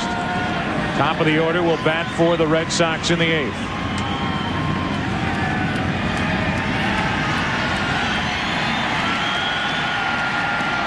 3-2 to Alomar. He struck out the side. Derek Lowe coming in, taking over for Pedro Martinez. Now has pitched 3 full innings. And we go to the 8th. Top of the order for each side. Tied at 2. We welcome you back to the top of the 8th inning, a 2-2 game. Joe Buck and Tim McCarver with you as we show you our booth again. And we came in talking about Bartolo Colon, and he's lived up to his billing. Pedro Martinez had to leave us after 4 innings, and we might be going out of this game talking about Derek Lowe. Yeah, we talked about Pedro Martinez and how he didn't like the cold weather, and certainly that could have been one of the reasons why he pulled a back muscle. We don't know how serious it is. He's listed day to day. He did pitch 4 innings, striking out 3, giving up no runs against the Indians, but it's been Derek Lowe since then. Cologne all the way for the Indians. Top of the order will bat for each side here in the 8th inning, and Offerman takes a strike. Jose is 0 for 1 with a pair of walks. Cologne starts in with 1 in the strike zone this time.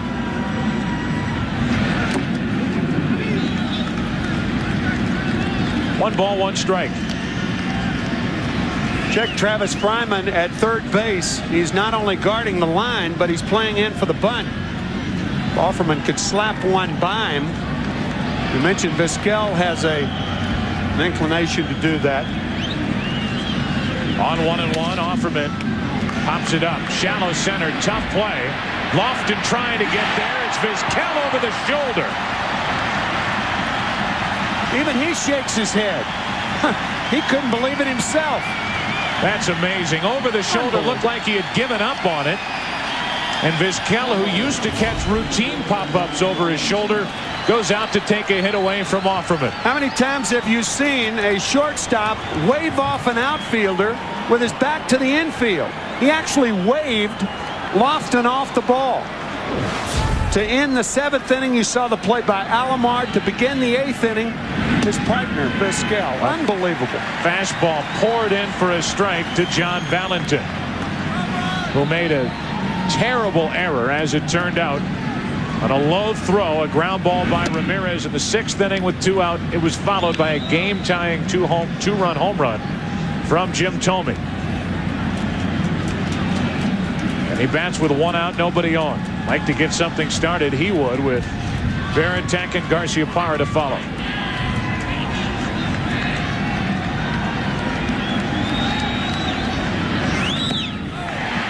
Strike 2, and we go back to the error. 2 out, nobody on. Routine ground ball by Manny Ramirez.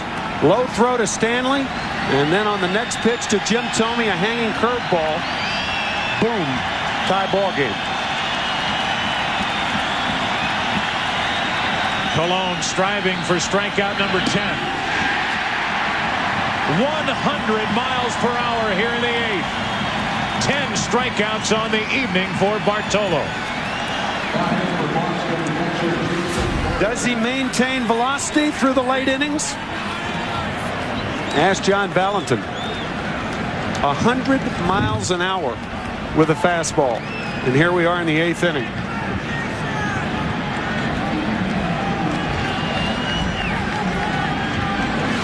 Pedro Martinez telling us earlier that in 3 years he might wish he was Bartolo Colon, the way Bartolo Colon at this point in their lives wishes he was Pedro Martinez. 2 out, nobody on here in the 8th inning, a 2-2 game. Varitek. Football 2-0. Varitek's got one thing on his mind right now. Choose an inside fastball and try to jack it out of here. 2 out, nobody on. The 20 home runs he hit this season, the most since Rich Gedman hit 24 back in 1984. Switch hitting catcher.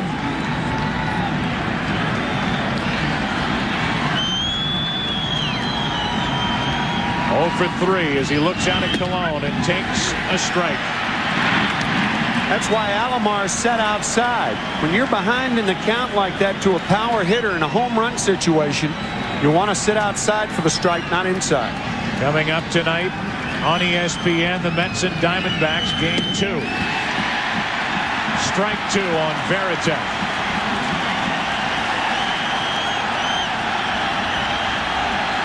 Tomorrow at 4 on ESPN. Game 2 of this series at 8. The Rangers and Yankees on Fox. That's tomorrow. Here and now, it's Cologne. Looking for strikeout number 11. And Veritek fouls a 100-mile-per-hour fastball, backing out of play.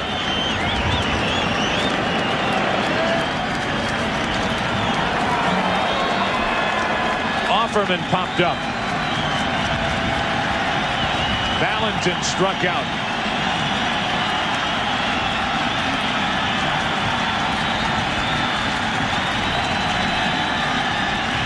Veritek back into the box with a 2-2 count.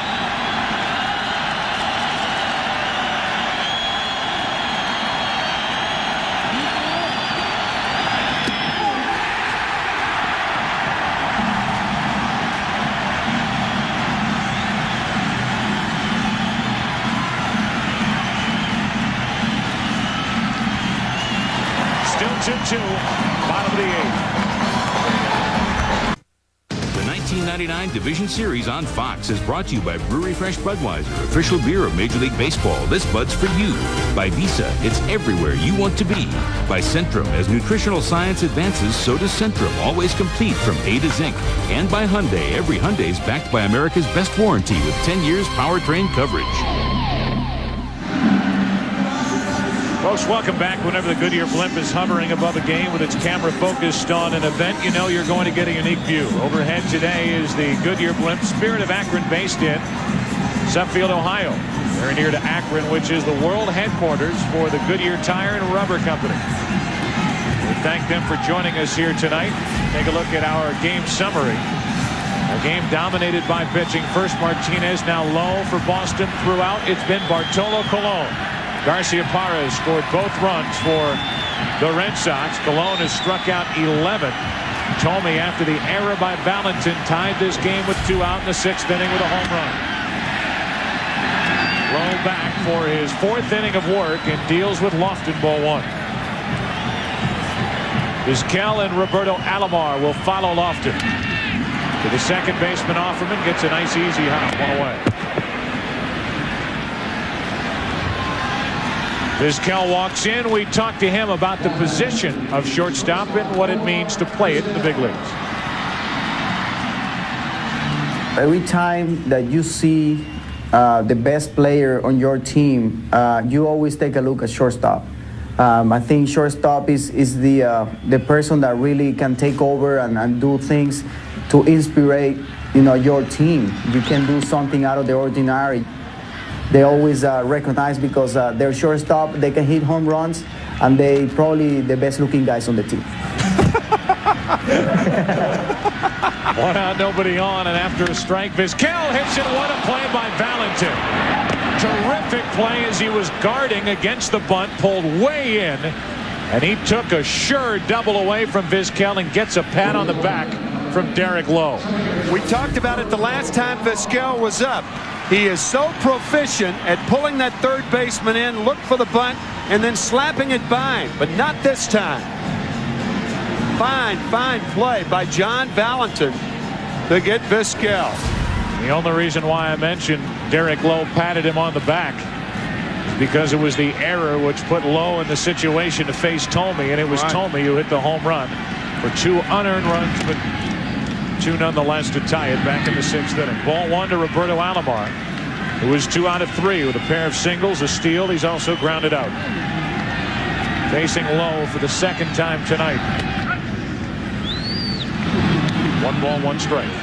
Joe, even with the home run by Jim Thome, who is in the hold right now, the Indians only 2 for 42 against Derek Lowe this year. Alomar pops it up. Third base side for Valentin. Foul territory. Wind really grabs it, but Valentin stays with it.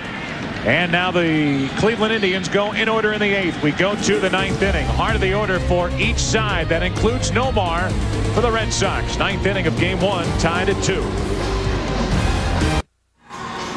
Well, as we went to commercial, we showed you Colon coming out ready to pitch, but this is what happened while we were away. Colon was out there ready to work, and he's taken out of the game by Mike Hargrove, and they make a pitching change. The Indians do here going into the 9th inning. Paul Shuey will be the new pitcher. Bartolo Colon had thrown 117 pitches, and I think with Garciaparra coming up, that changed Mike Hargrove's mind as much as anything, to give Garciaparra a different look in this tie ball game in the 9th inning, since Garciaparra was locked in on Colon. Colon finally just capitulated and said, here, have a walk, his last time up after Garciaparra had homered and doubled. And that is a different look as he's way out in front, something off speed from Shuey. Shuey had a good year, was on the disabled list for one stretch, 103 strikeouts in 81 2/3 innings pitched. Good right-handed setup man for Mike Jackson as Garciaparra held off on the swing, and it's a 1-1 count. The crowd does not like that call by Larry Young. It was close. It's a swing to me. Looked like he went too far. I agree. The 1-1. 2 balls and a strike from Shuey. Well, what more are you going to get from anyone out of the bullpen than you were getting from Colon? 8 innings, 2 runs, 5 hits, 11 strikeouts. We take you back to the 2nd inning, leading off with no score, Nomar Garciaparra. That against Bartolo Colon, just over the wall in deep right center field. The Red Sox with that were up 1-0. I don't think he'll get a fastball here. The 2-2. But he did. And he's gone. 1 away in the 9th inning.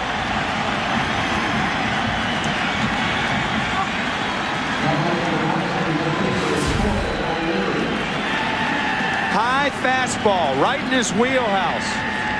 Sometimes it's not the pitch, but how you got there. 3 breaking balls before this good fastball for Paul Shuey. And now Troy O'Leary, 1 out, nobody on, and a breaking ball in for a strike. O'Leary tonight is grounded out, struck out, and flying to the wall, which started a 7-4-3 double play. Garciaparra was doubled off in the 6th inning. Strike 2.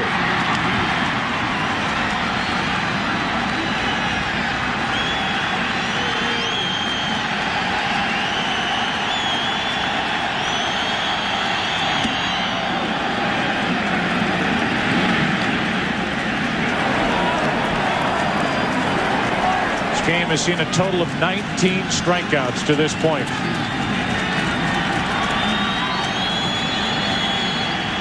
12 for the Indians. And O'Leary off the end of the bat into shallow center. Lofton an easy play. 2 gone.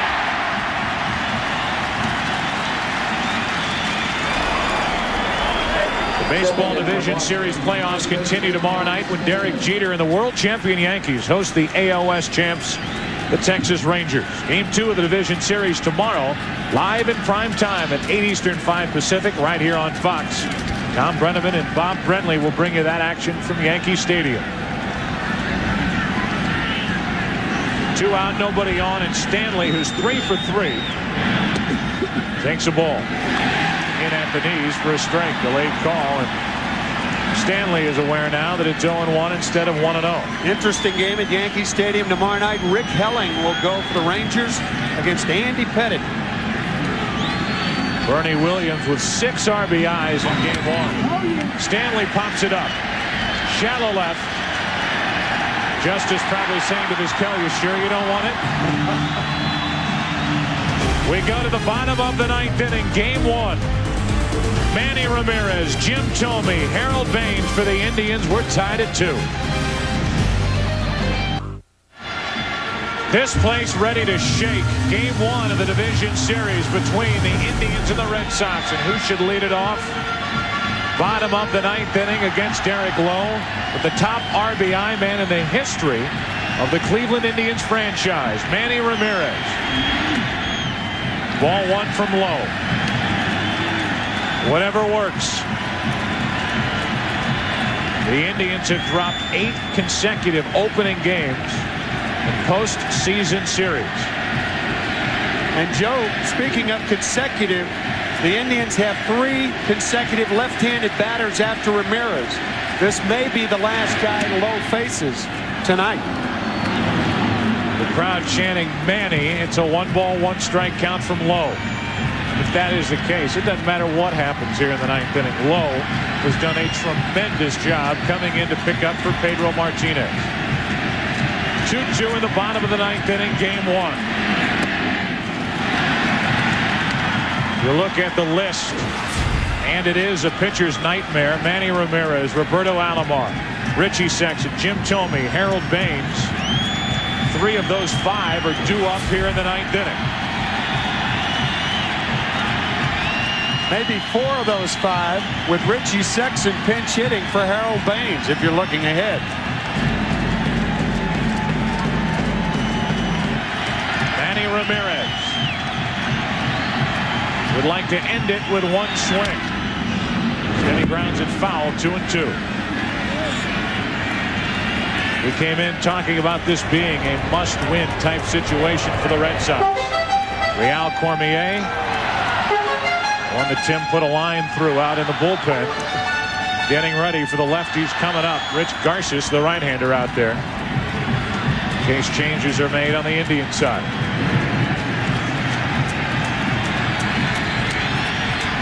The 2-2. Ramirez hit.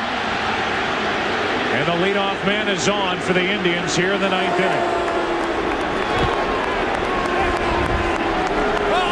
And that should be all for Derek Lowe. It is. Real Cormier will come in out of the bullpen. Thome will be at the plate for the Indians. We're tied at 2 in the 9th.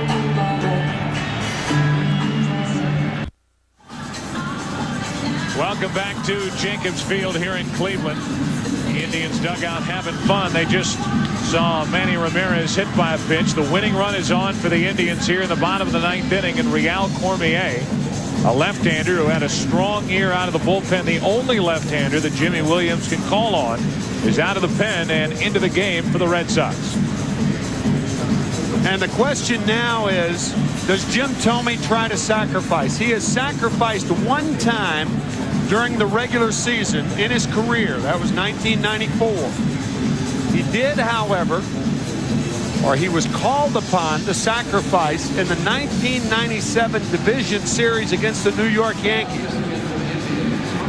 So what does Mike Hargrove do with Jim Thome right here facing the left-hander, Real Cormier?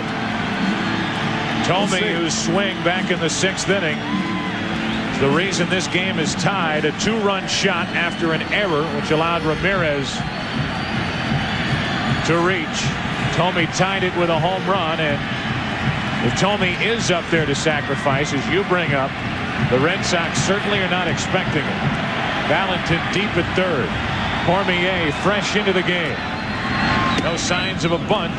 He takes a strike. If anyone in this game ought to be used to cold weather, it's Cormier, who grew up in Moncton, New Brunswick, Canada. This is a heat wave as far as he's concerned. Get in shape in the offseason by chopping wood. He's chopped off the sleeves of his sweatshirt right now. The 0-1 pitch.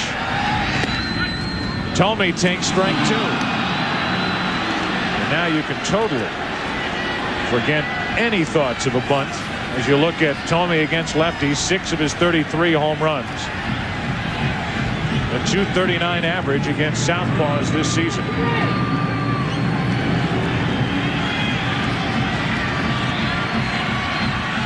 The 0-2 from Cormier.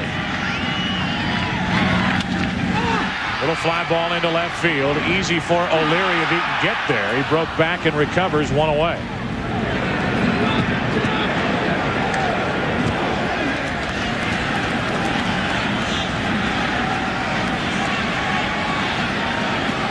Those of you expecting your local news, we will bring you that after this ball game. For those of you wanting more coverage of this game following the action, Will Cordero will come off the bench to hit. You can turn to your Fox Sports Net regional stations, and you will get more about this game from Jacobs Field. Cordero off the bench. The bat for Baines.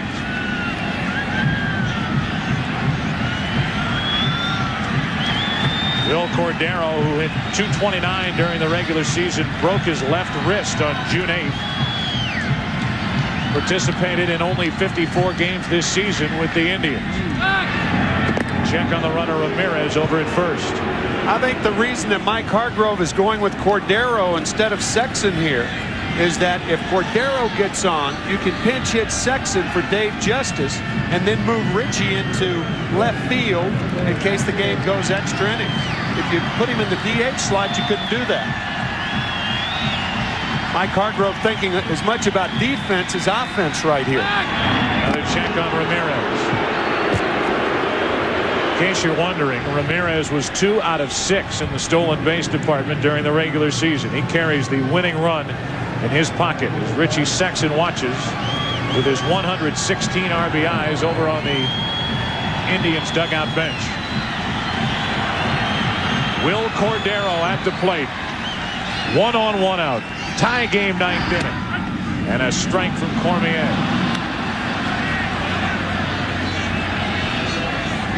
Started to say last half inning that we came in talking about this being almost a must-win situation for the Red Sox tonight, with Pedro Martinez on the mound going in game 1.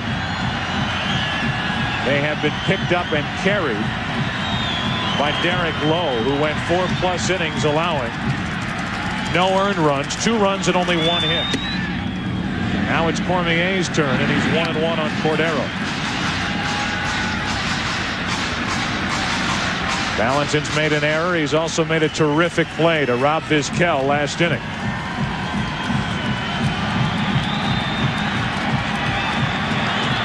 One ball, 1 strike on Cordero.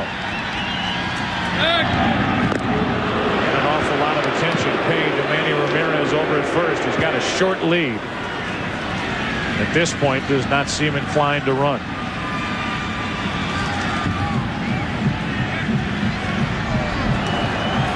Some of those throws to first base called by manager Jimmy Williams.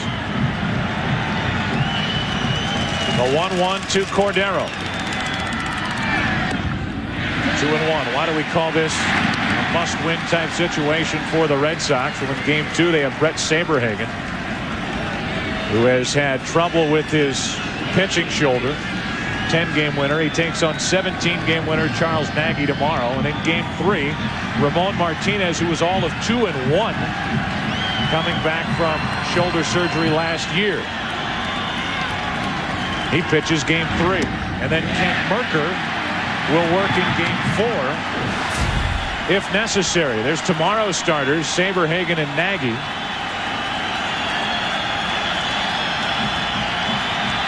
And again, Mercker, who was traded away by St. Louis to the Red Sox late in the year, is scheduled to go in game 4. Right now, it's 3-1 on Cordero. 1 on, 1 out.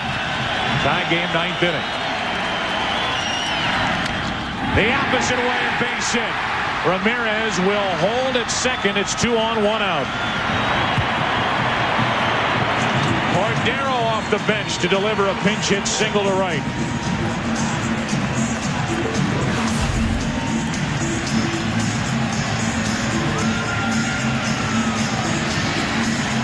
Big hole on the right side, and Cordero takes advantage of it.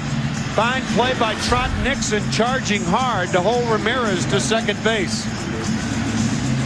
And now with 2 on and 1 out, Richie Sexson will indeed come off the bench to bat for Justice. And with that, we expect another pitching change. 2 on with 1 out. Jimmy Williams stomps to the mound. He will pull Cormier here in the 9th inning.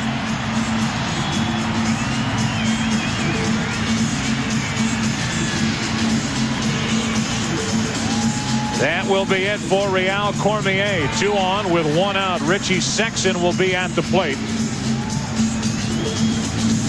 When we come back, a tie game, 2-2 in the 9th inning.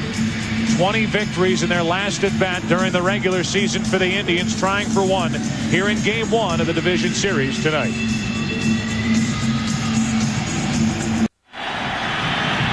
Rich Garces with terrific numbers comes out of the bullpen for the Red Sox.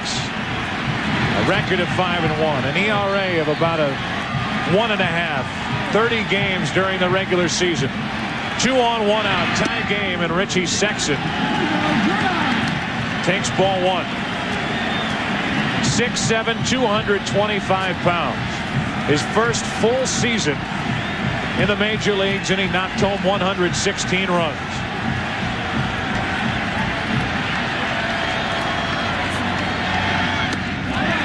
Garces falls behind 2-0.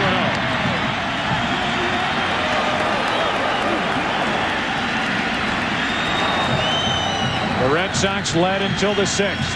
A home run by Thome tied it. And here in the bottom of the 9th inning, a base hit could end it.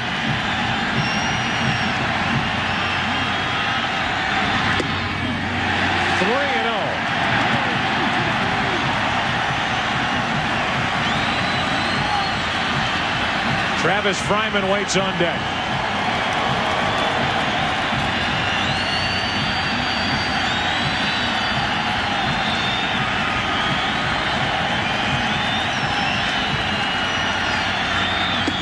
Ball 4, they're loaded.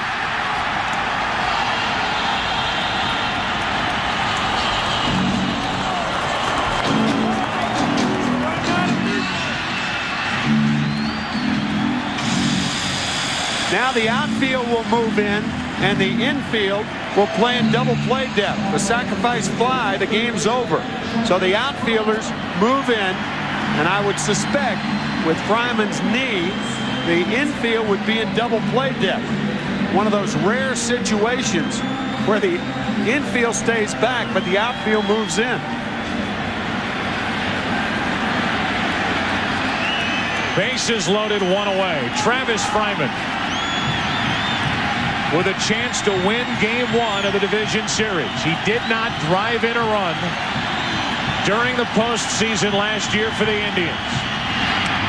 Strike 1 on a check swing. Trot Nixon, the right fielder, is playing deep second.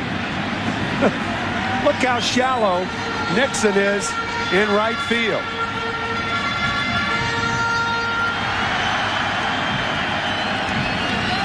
Garces came out of the bullpen and walked Sexson on 4 pitches. The winning run 90 feet away. 1 ball, 1 strike on Fryman.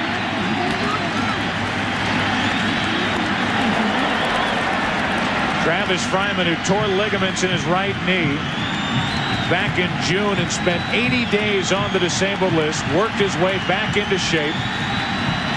Is the starting third baseman for the Indians, and he could end Game 1. He went strike 2.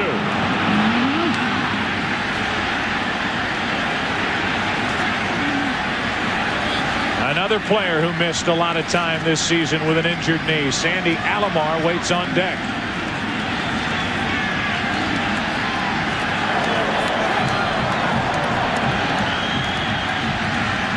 Bases loaded, 1 out. 1 ball, 2 strikes on Fryman. Into left field, base hit. In comes Ramirez, and the Indians win Game 1.